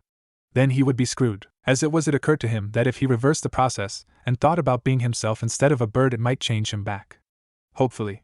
There was also the distinct possibility that he would change everything back to almost the way it was, but get his eyes wrong or something. Thankfully, when he willed himself to go back to normal, after suffering through the pain again, he did in fact return to normal. He actually rushed home to check his photos before double-checking with One-chan to ensure everything was in order. Thankfully, everything was. Something had obviously backed up his original form, which he could return to at will and without effort. 6. Whatever it was, he was grateful for it, as he would hate to have to fix his body by searching out every single mole and scratch on his entire body. After he had been reassured he could change back, he turned back into the eagle. This time he was prepared, but not ready, for the pain that came from the transformation, so he was able to avoid collapsing, but he was panting and tired at the end of it. When again a bird, Naruto decided to try to fly, only to crash onto his face when he messed up the wing movement. Realizing that flying actually takes some skill, Naruto created a dozen clones, thankful that he didn't need hand seals to do it. Unfortunately, they appeared as regular Narutos, which meant they all had to henge, or as he was thinking of calling it, Fuhin Henge no Jutsu. 7. This displayed more problems, as only half of them survived the process, while the rest dispelled mid-transformation. It was clear that Naruto would have to either build pain tolerance, or find a way around the pain. He expected it would be the former, though he still dreamed. Despite the problems which occurred, Naruto was still able to use the few clones he had to be able to fly. And what an experience! Naruto had only been able to overlook the village when he had climbed the Hokage monument, and now he could look down on the village from every angle imaginable. He got so caught up in it, Naruto didn't notice the time pass as soared above Konoha, causing him to miss a meal when the sun began to fall below the horizon. It was worth it though to watch the sun set from 1,000 meters in the air. He actually got so absorbed he only stopped when started receiving memories from his clones, causing him to rush to his apartment and henge back so he could meditate, as the memories of nearly 3,000 clones dumped 9 hours of memories each on him. That was another thing which had changed over the years. Thankfully, it seemed his brain had become more powerful, or his chakra or something had adapted it to take in large quantities of information and memorize things more quickly, as his headaches were not as massive as they used to be and he was able to stay conscious after the full memory dump. This did not mean to say that he was learning quicker or that he intended to use more clones, no way. It merely meant that Naruto was not dreading the evening meditation session every day anymore. The elemental manipulation training was also going well. As he learned the general rules of learning how to gain an element, and as he became more adept at controlling his chakra effortlessly, Naruto had made good progress. After he had completed his futon training, Yamato assisted him in his suiton and doton training respectively, seeing as he was a user of both those elements. They had been even harder than futon to learn and master, as he still had to multitask when using his chakra, which was a total pain, as well as the fact these were not his natural affinities like futon was. However, he did manage to master both of them. For both the initial elementals training he had to use a leaf to, for sueton, make it wet, or, for doton, turn it to dust. However, the training to develop it further differed from there. To develop his sueton he was tasked with using water chakra to make a water sprout by manipulating the water, while to develop doton he needed to be able to effortlessly shape the earth into various objects using just his chakra. Katon followed and Naruto suffered the same problems. However, Naruto noticed a pattern in the last three and decided to research the elements to find out their properties of each before he began with Katon. When he started his Katon training, he applied the knowledge he had about fire to his manipulation of his chakra and was pleased to find that he progressed slightly faster. At the fact that Naruto was becoming more adept at multitasking and his chakra control was becoming more advanced, it became much quicker to master Katon than the previous elements. The advanced stage, like the others, was different for Katon. However, it was very similar to the previous stage where Naruto had to superheat a boulder fast enough and high enough to cause it to crack. The speed aspect was a bit difficult, however the act of superheating was no issue and he was able to effortlessly bring the rock up to near melting temperatures, after 10 minutes. Speed turned out to be the most difficult bit, and he struggled to understand why he had to achieve it at first. It was so you weren't chalking on flames when you used the jutsu. Fire techniques were usually done orally, more so than most natures, so you didn't want the fire to stick around in your throat any longer than absolutely necessary. Finally, only Raiton remained. The advanced stage of lightning manipulation required Naruto to channel a large burst of lightning chakra into the ground until the ground around him cracked and wrinkled. This was in some ways similar to how the wind advanced stage worked, as it took a lot to do a significant enough amount of lightning chakra to crack the earth like was demanded. 8. Once he was done, Naruto immediately demanded to learn some new jutsu. Yamato had promptly shot him down. He claimed that Naruto still had to have a teacher when he became a genin, and it would be best to let him have a chance of teaching him something. Naruto was a bit upset about it. However, he perked up when Yamato added that they would still try to apply his elements to the various abilities his chakra afforded him for the last remaining year before he could graduate from the academy. However, he would do most of this with minimal assistance of Kage Bushins due to the following reasons. Naruto's chakra control had advanced with his nature manipulation, and he was able to control his chakra more naturally than before. This, however, only served to get him ahead of the game. Despite the fact that he was using thousands of clones to combat his beyond human level chakra reserves, his progress in getting it under control was becoming slower and slower. Yamato had been worried about this for some time, however he had hoped he was wrong. Naruto's chakra reserves were now in their true growth period upon reaching puberty. As it was the point of major growth of the body, Naruto's young chakra, at least more so than his yin chakra, was increasing at a terrifying rate and was gaining on Naruto's rate of chakra control learning speed, 9. This essentially permanently tied down nearly all of Naruto's clones' capacity to solely chakra control, as any reduction in clones made the available gap shorter. So Naruto fell upon old, tried and true methods. If at first you don't succeed, try again. Old methods suck. He didn't quite realize how dependent upon he was upon shadow clones until that moment, when he tried to create more clones after emptying the tank on the control brigade. It annoyed him that he was so reliant upon shadow clones to do everything. So he endeavored to try to be a bit more independent. So he spent the last year experimenting with his chakra. That is not to say that was the only thing he learned. While it was interesting, Yamato insisted that Naruto only experiment while he was there, which thankfully was more often that year, as Yamato didn't want to neglect Naruto's training now that he was actually at a stage where he needed a teacher. Naruto, having always been intrigued by it since one was placed upon him, asked Yamato to teach him Fuinjutsu. It had, for the first 11 years, been a resounding no. However, 2 years ago, after Naruto asked for it as a birthday present, something he had also never done before, Yamato broke and began teaching Naruto Fuinjutsu, or at least gave Naruto the means to learn. While he, and a number of other Jonin and Anbu, were adept at Fuinjutsu, he was by no means someone capable to teaching another.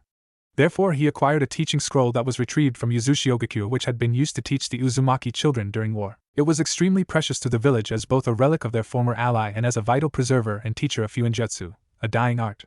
However, Yamato and Hiruzen believed that, despite its value, it belonged to Naruto anyway, as he was one of the very last Uzumaki. When Naruto began learning from it was clear he had finally found his talent.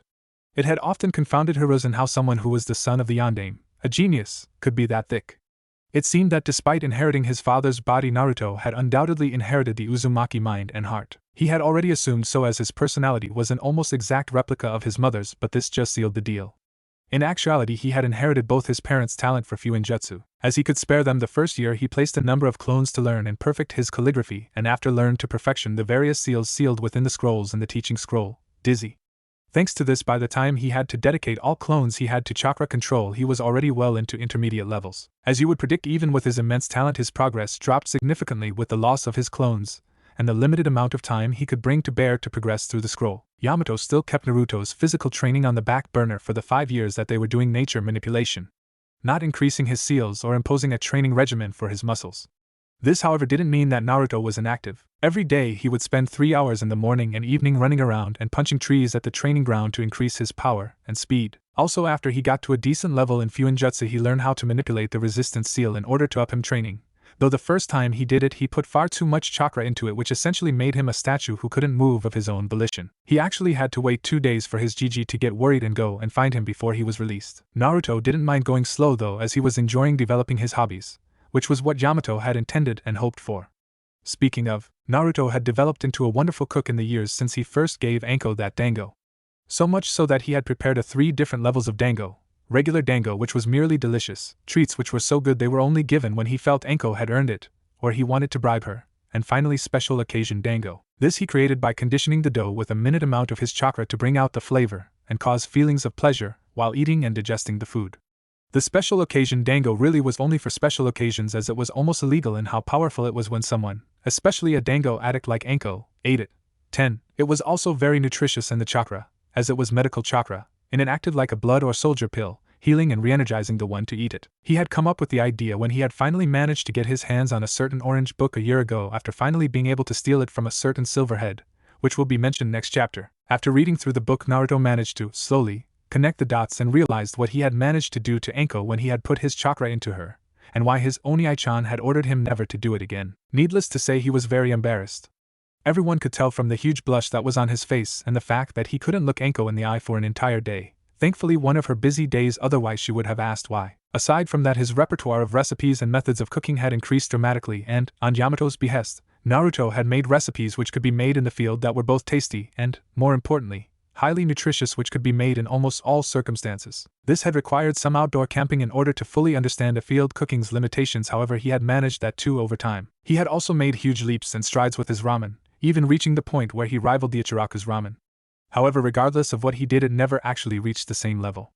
When he asked what he was doing wrong, Tucci simply replies that the Ichiraku ramen recipe was a secret which could and would never be revealed. Naruto had accepted this as it was their shop and he didn't want to stop eating there anyway. Despite the fact the cost of making ramen was cheaper than buying it, Naruto really liked the Ichirakus.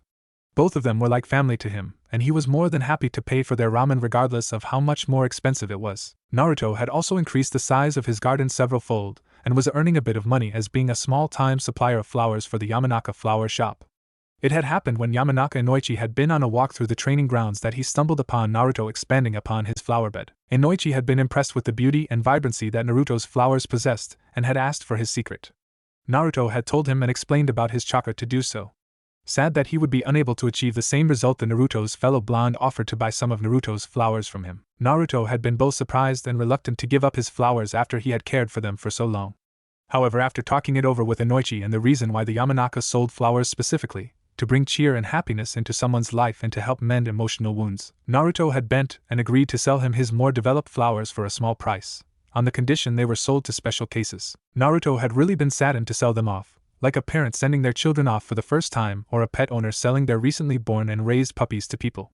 It was hard and even heartbreaking. However, he was pleased that they might somehow help someone in some small way. The money was not a lot, as Naruto had not asked for a large price for his plants, having only sold a select few to the Yamanaka over the 3 years since they met.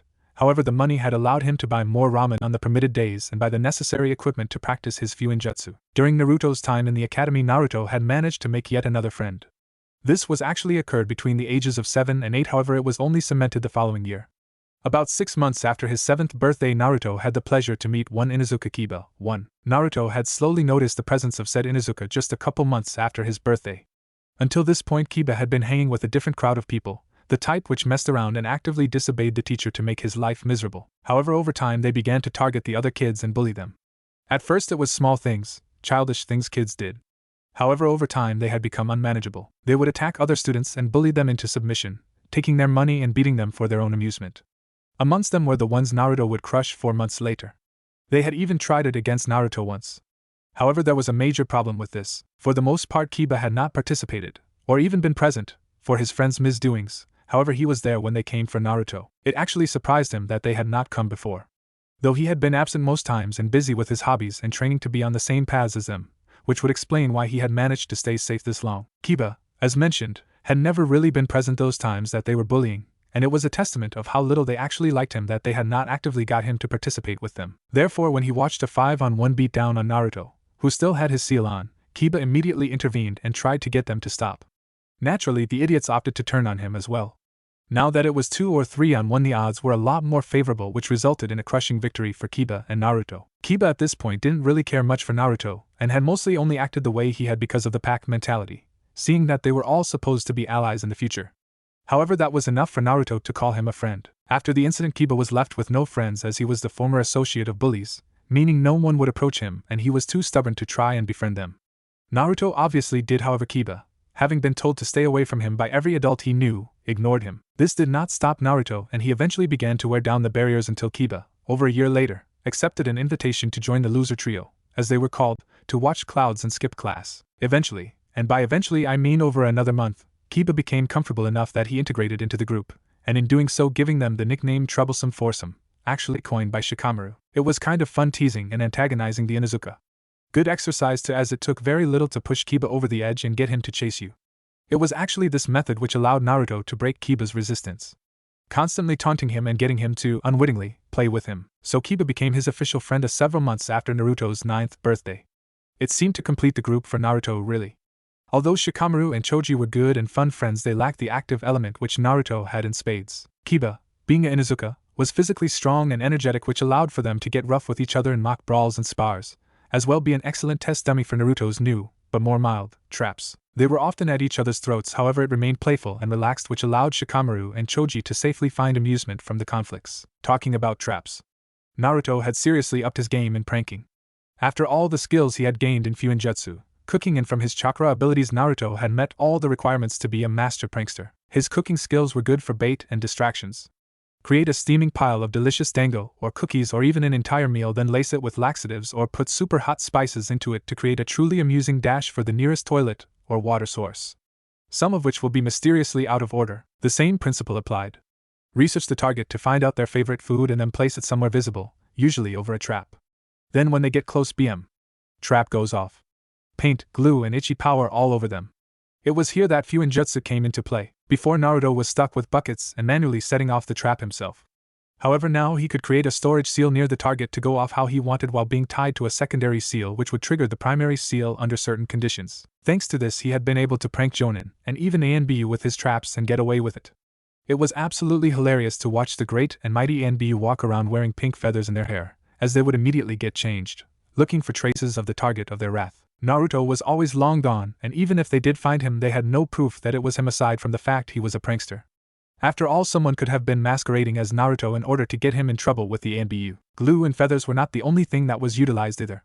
With the storage abilities of seals, Naruto was able to seal water into them and then release them as jutsus, usually just a simple burst of water in the victim's direction, to not only get them wet but also to knock them on their ass. Naruto also used the seals in his getaway by placing them along various escape routes and then activating them when he passed them to release water, marbles, paintballs, and, in some cases, kunai. There was also one other use of seals which went into conjuncture with the special properties of his chakra.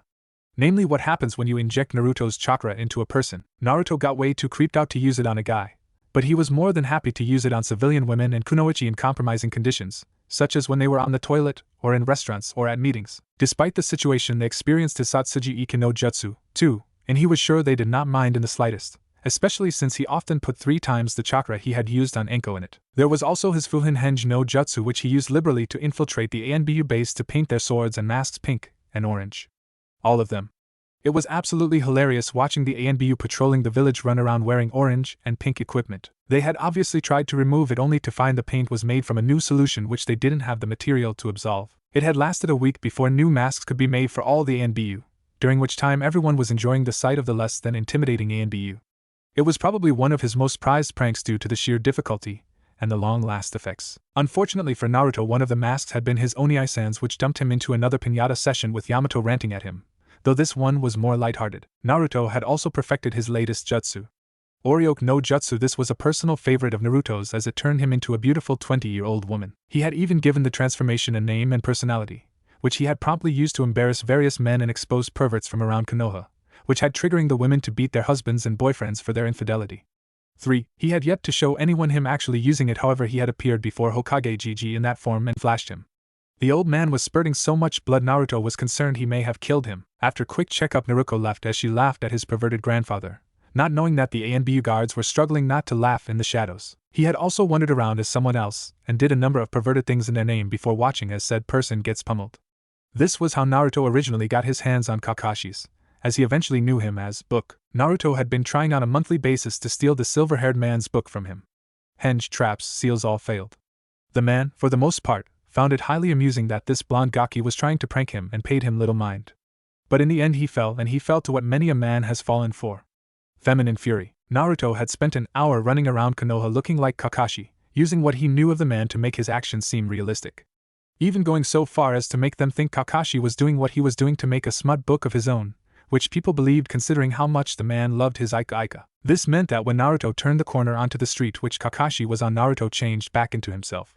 As soon as the mob of women, who he had taunted and tormented into a blind fury, had turned the corner as well, they immediately locked onto Kakashi and proceeded to charge him, shocking the Jonin into inaction. What followed was a beatdown even Tsunade would be proud of, as Kakashi was, wrongly, beaten down for his perverted deeds that he had inflicted on them, in the hopes that he didn't actually follow his idea to start his own smut series. During the distraction this caused, Naruto transformed into Naruto and proceeded to assist in the unjust beating of an innocent man, while stealthily slipping his hand into the incapacitated Jonin and stealing the book. 10 minutes later the recovered, but shocked and pained, Jonin would reach for his comfort item, his Ika book, only to find it gone and replaced with a note which said, "I win." Kakashi immediately went into a terrified frenzy and proceeded to run around the entirety of Konoha looking for the blonde delinquent, coincidentally meeting up with his spandex-wearing rival who had believed Kakashi had finally come into his youthful spirit. Kakashi was horrified by this, however he could not risk losing his Ika from so little. He did eventually find Naruto when he saw a flash of blonde and orange turning a corner. Immediately following he encountered a sight of sacrilege, greater than even Guy's bowl-cut hair and spandex. There, in the center of an empty path, was a burning orange book. Kakashi immediately dived to save it, only to activate a trap which caused a pillar of fire to be released from underneath the book, instantly incinerating it. Kakashi just stopped. He was like a statue hanging almost in midair with his left leg sticking out, and his hands reaching out in a comical manner. He stood there for over 10 minutes as his brain painfully computed what had just happened before he slumped to the ground with his head hung over the small pile of ashes. Naruto had laughed throughout this entire time, a laugh that was renewed when the full-grown man slumped to the ground in such a pathetic manner. This continued for another couple of minutes until Naruto became concerned by the broken posture the man assumed. The man had literally not moved an inch, and he had a blank look on his face as he just stared at the ash pile. Finally, feeling sorry for the man, Naruto revealed himself, and proceeded to swing the supposedly destroyed book in front of the man's face. Kakashi was still in shutdown mode, so it took a minute. However, he eventually noticed that something that looked conspicuously like the book he had just lost was in front of his face. Realizing it was, Kakashi immediately reached and grabbed it before lovingly cuddling it to his chest while he, creepily, cried genuine tears of happiness. Disturbed and aware that the silver-haired Jonin may still lash out, Naruto quickly left, and made sure to avoid the man for the duration of the year. Moving away from his hobbies, Naruto had also noticed the actions and reactions of one Hyuga Hinata. He was embarrassed to admit it, but he probably would not have noticed at all if he hadn't been hiding that one time. It happened shortly after he had pranked Kakashi and was still in hiding from the potentially angry Jonin. Naruto had seen the silver hair and had immediately jumped and hidden in a nearby tree to avoid being seen, which he thankfully wasn't. However, someone Naruto had not expected to evade was young Hinata, who had turned the corner just as he was thinking about jumping back down to find him gone. Naruto had noticed her confused look, which shot from left to right and up and down as if searching for something.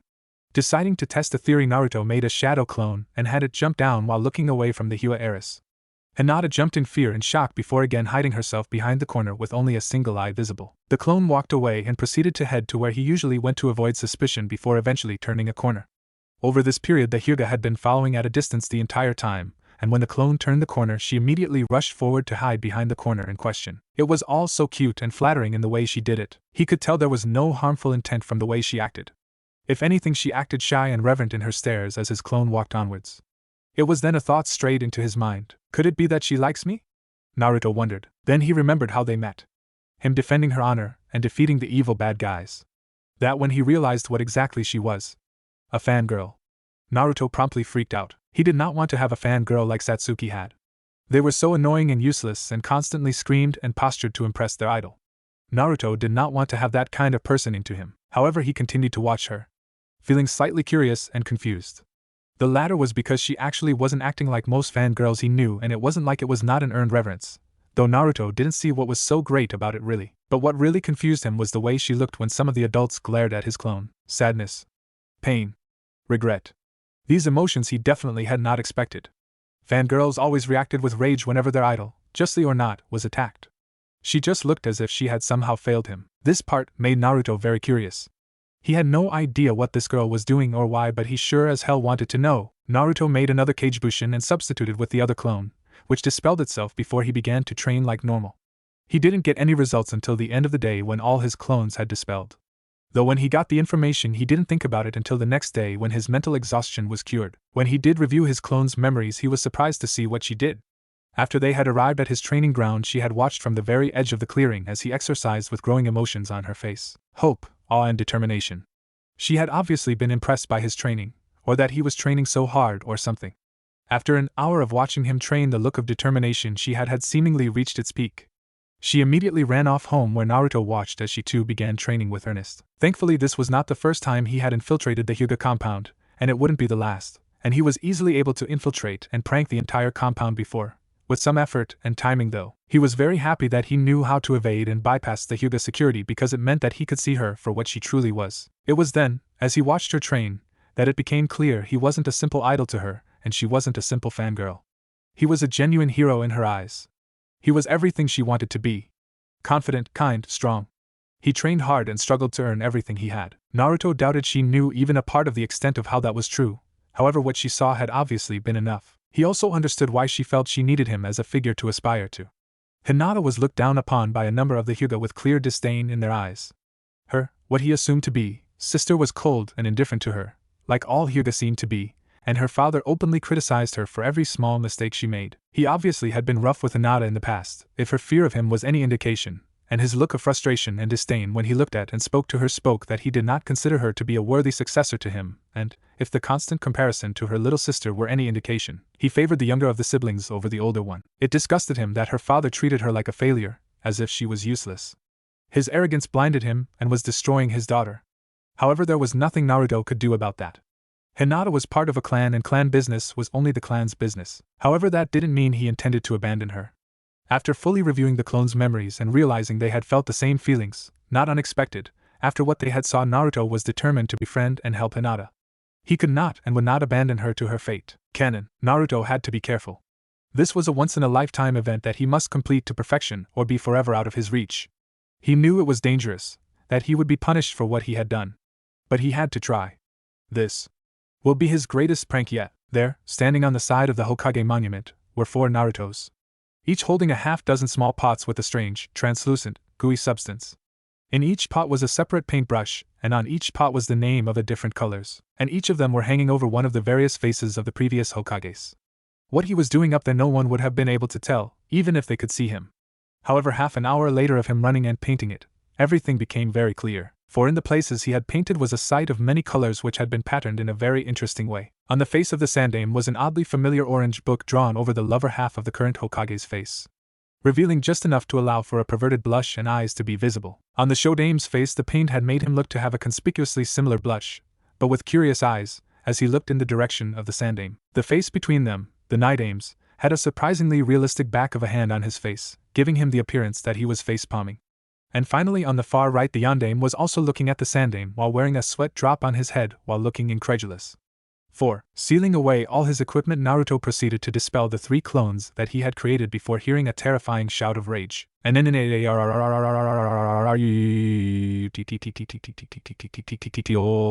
was now more than ever that Naruto was extremely glad that he had spent hundreds of thousands of hours learning tree climbing. There, standing on the administrative building, was one angry Irika Yumino-sensei while next to him was a not-so-amused sandaime. Crap, Naruto said before running down the monument at high speeds. Truthfully, it was only hygiene, and however he could probably go faster if he didn't have any seals on. He had honestly never removed the seal. Ever. He had increased the strength of the seal, however he had never tried to discover his real speed by taking it off. This however didn't matter to him, as he just believed that he would be a lot faster by the time he took it off. What did matter was escaping from Irika-sensei and hiding somewhere safe for the next few hours. That was until he heard this. Naruto, if you don't get back here right now, I will deny you the chance to take the exam for the next 3 years. Shouted a very irritated Hokage. Naruto was suddenly standing next to the Hokage, oddly enough where Iruka-sensei just was, and where did Iruka go? Thought the Sandaime until he heard a rather loud shout from where Naruto had been. About 10 meters from the ground. Hiruzen gave a sigh as he heard a loud thump of a body hitting the ground. For that I will be telling the Ichirakas not to feed you ramen for the next 2 days. Hiruzen said to the blonde, making said blonde's eyes go wide as he activated a power that only women and small children should ever control. Papinigan no Jutsu, puppy dog eyes technique. Please no! Naruto begged in a small whisper. Hiruzen was suddenly admonishing himself. Maybe I was too cruel, ramen is his favorite food after all. He was thankfully saved by the more powerful Iruka-sensei. Hokage-sama, don't give in to him. Turning towards the monument, they noticed the huffing Iruka, who had managed to recover from the fall and had managed to run back up the building. He's just trying to get out of punishment, Iruka said as he reached the duo while grabbing Naruto by the collar to make sure he doesn't try to run away. Hiruzen shook his head to battle the effects of the powerful jutsus. That was too close. The Sandaime thought. In a galaxy far, far away, a certain mustached freedom fighter sneezed. Naruto, not only are you not attending classes, but you are also vandalizing a monument, a tombstone to Hokage past and present. Iruka demanded in an angry tone. What do you have to say for yourself? I know I did wrong, what I want to say is Oryoku no Jutsu. In a flash of green light, Naruto disappeared, leaving the 2 men standing next to a very beautiful, very naked, blonde woman. And Iruka's hand was still at the general area Naruto's collar used to be. On the naked girls. Letting out a moan, Naruto at the contact looked at the shocked Iruka with a sexy, lustful gaze. Iruka hentai, she said in cute, but very lustful, tone. Suddenly both men achieved lift-off as blood fountained out of their noses at high pressure. Within moments Hokage and Chunin were lying on the ground, defeated in the wake of this single kenjutsu. Hehe, Iruka-sensei and Gigi are such big perverts, Naruto said with a more normal tone as Naruto used his Fuhen Henj no Jutsu to provide Naruto with some clothes. Same as the ones in the picture, and Iruka growled weakly. Hi Iruka-sensei? Naruto asked in her most angelic voice while crouching to put them on the same eye level. There will be retribution for this, he said as he got into a kneeling position as he struggled to stand. Yeah, but I thought I had repaid my debt by showing you the twins? Naruto said, making the Jonin blush and stain his recently wiped nose with increasingly scarce blood. Then Naruto smiled seductively. Or is it you want to see them again? She said as she lifted her top up to once again reveal her perfect globes. Iruka desperately tried to turn his eyes, but he was too slow and his male instincts were too strong. As soon as she was done revealing her twins, Iruka was once again flying through the air, resulting in his landing next to the still unconscious Hokage.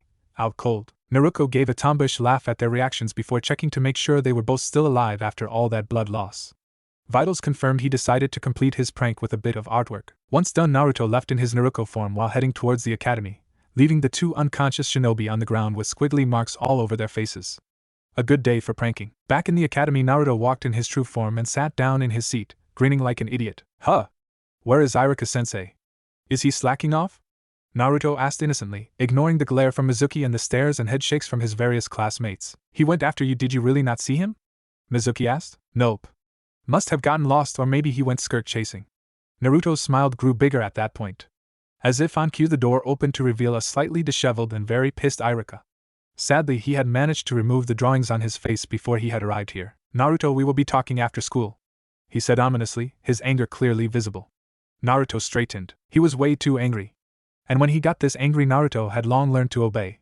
Or be ramen deprived for a month. Hi! Naruto exclaimed nervously, which caused some of the members of the class to snicker at him. Naruto ignored them, however. Also, you will be cleaning the Hokage monument after the day is done. Hokage's orders. This caused everyone in the class to blink before looking towards the monument, seeing the still present drawings on the former Hokage's faces. The room was filled with a number of snickers and shocked laughter at the comical drawings, something which made Naruto smile and Iruka scowl. Iruka quickly lost his temper and decided a bit of punishment was necessary for everyone. Alright, spontaneous henge test.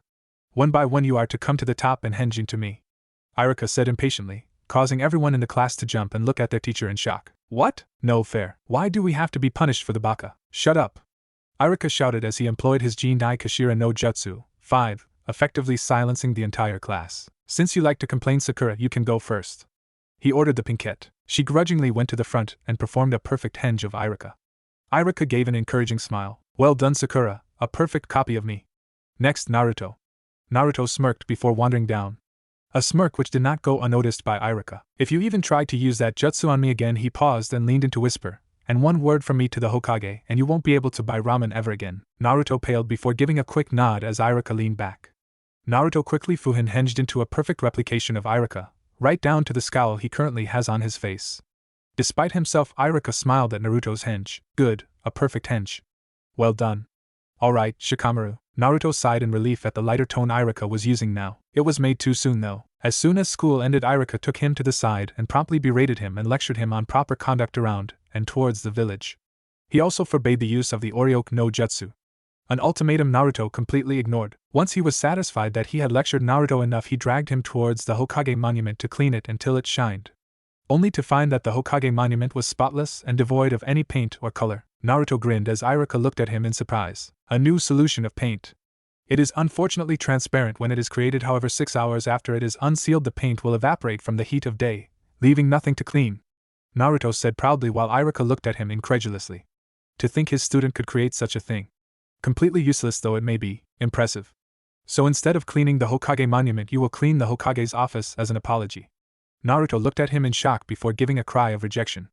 Unfortunately his howls were ignored as he was dragged to the Hokage's office to begin his penance. Half an hour later he was scrubbing the ceiling with a wet towel as he continued in his pursuit to clean the office. You better hurry up as you aren't leaving until you are finished. Iruka reminded him. Not that I have anything to rush back to. Naruto scoffed quietly. His Oni-san was currently on a mission which had taken longer than expected and would not be back for some time, and Anko was also on a mission. Aside from them there was no one else who would be waiting on him. Iruka had heard him however, which caused him to frown as he remembered Naruto's situation. He of course knew about Yamato, however he also knew that Naruto spent a lot of time without him and did not have anyone really taking care of him in those times. Hey, he said, gaining Naruto's attention, when you finish I'll take you out to ramen? Iruka offered before Naruto gave a happy and energetic smile. Alright. Naruto shouted as he began to scrub faster, causing Iruka to smile at his behavior. Later that evening Naruto and Iruka were sitting at the Ichiraka store eating ramen, while Iruka was eating while Naruto was breathing it in. It astonished Iruka that the boy could eat that much ramen, that fast and in that manner without choking or suffocating. Any, Iruka-sensei? Naruto prodded. Iruka looked towards Naruto to see that he had taken off his goggles and was placing his hands together in a pleading motion. What? Yumino asked cautiously, fearing for his already diminished wallet. Can I wear your forehead protector? Naruto asked in a pleading voice, his hands still clasped together. Sorry but no. This is a sign you have graduated, that you have become an adult. Neither of which you have done. Iruka said in a teasing tone. Bummer. Naruto cried in depression. Haha, that's why you removed your goggles, isn't it? Shut up. If you aren't going to do that then give me seconds. Huh. That was your 5th bowl. That was my first set of ramen. I'm asking for another set. Then no. Come on. Everyone was waiting in their seats as Iruka announced the final graduation test. Alright, of the ninjutsu section you must perform the Bushin no Jutsu. Naruto just nodded with a grin. He knew for a fact that he would have failed miserably had he not been taught the Kage Bushin no Jutsu, however with it he could. When he was called he stood before Iruka and created a seal-less Kage Bushin which got a nod of approval from Iruka, who smiled warmly. Excellent work, Naruto. Now before you go get a headband I want you to close your eyes for a second. Naruto looked confused before complying. He then felt something wrap around his head but remained still until Iruka told him to open his eyes. There before him was Iruka-sensei, but with one difference. He didn't have a headband on anymore. Reaching up to touch it, Naruto noticed that he had one on now, and it wasn't shiny new either. You said you wanted to wear mine? Iruka said with a smile, which was returned full force as Naruto's face lit up with one of his legendary smiles. In a shocking display of formality he bowed before saying, Demo arigato, 6, Naruto said before looking into the shocked eyes of his sensei before their recovery and his dismissal. Naruto walked out of the front door, filled with pride at having passed the exam and overjoyed at the graduation present that his sensei had given him. It did not last, however. Isn't he that? Asked one of the parents that came to congratulate or console their kids. Yes, and look, he has a headband, said another parent. Her voice told of her shock and even horror. What? They made him a shinobi? Are they insane? Said the first parent. He shouldn't be a shinobi, he doesn't have the right. After that he had thankfully moved outside of range of hearing them, though the fact he had used his henge to muffle his ears helped tremendously. The damage, however, was already done, and Naruto was in a bit of a depression. He just didn't get it. Didn't understand why they hated him. He had received a promise from Gigi that his questions would be answered, but it was still frustrating. He deserved to know why. But he had already received a promise, and he would only be hurting himself if he pressed for information which he would not receive. Naruto just sighed as he walked back to apartment to make a celebratory cake. At least that was until he noticed Mizuki-sensei trying to get his attention. Can I help you, Mizuki-sensei? Naruto asked in a subdued voice. He mentally cursed himself for allowing his depression to show, but he couldn't do anything about it now, so he pretended like it never occurred. I know it's hard to be alone, Mizuki said as he moved close to him before putting a reassuring hand on him. Iruka understands just as well. You know he is an orphan, like you, he confided. Naruto's eyes widened at the information that he had been given. Really? Mizuki nodded with a small, sad smile. Yeah, he too was a class clown. Pranking and making trouble, making himself look like the idiot in order to get attention, he said nostalgically. I think he sees himself in you. Sees the lonely child that he was before. Naruto looked down and thought as the bond he felt for Iruka grew with their apparent similarities. Anyway, I have an idea for you. One which I am sure the village will be in awe at, Mizuki said with a happy smile, as if he was revealing some cool new game or something. What? Naruto asked in genuine interest. If you managed to steal the scroll of seals and learn all of the techniques, you would gain the respect of the villagers, Mizuki said enthusiastically. Naruto looked just as excited, however this was just a front. Wait, wasn't that a really important scroll which contains the village's kinjutsus? Naruto asked himself as he reviewed his now foggy memory of when Yamato Oniai-san explained it when he gave him the Kagebushin no Jutsu. Why would Mizuki tell me to steal that scroll? If even I know its value, then he surely does. It could be because he knows, but that might not be the case. Actually, why does he care at all? He never showed that he liked me before, so why is he trying to help me now? Naruto was confused, however he used his not inconsiderable acting skills to play it cool and he readily agreed to do it, while in actuality intending to ask his Jiji about it. Entering the Hokage's house, he quickly came into contact with his Jiji. After explaining the situation, the Hokage was concerned. It would be impossible for a young Jinchuriki genin alone to be evidence against an upstanding shinobi's word. If they were to catch him, it would have to be in the act. Alright, Naruto. This is what we are going to do, he said as he walked to where the scroll of sealing was. We are going to go along with his plan for the time being. You are going to take the scroll as planned and are to wait for him to arrive and try to take the scroll from you. I and several others will be watching for him to strike. When he does so, we will rush in and arrest him. Hiruzen explained carefully, earning an understanding nod from Naruto. There will be a chance that we won't get there in time, as we will have to keep our distance to avoid suspicion, so you may have to hold him off until then. Understood?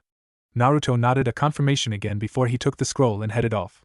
During the time you have the scroll, I'll permit you to learn the Bunshin Daibakuha, the Hokage added, which caused Naruto to smile before he disappeared. Back in the house, the Hokage was sighing in exasperation. Barely a genin and he is already causing trouble and taking on missions too high for his rank, he said to himself before going to set everything up.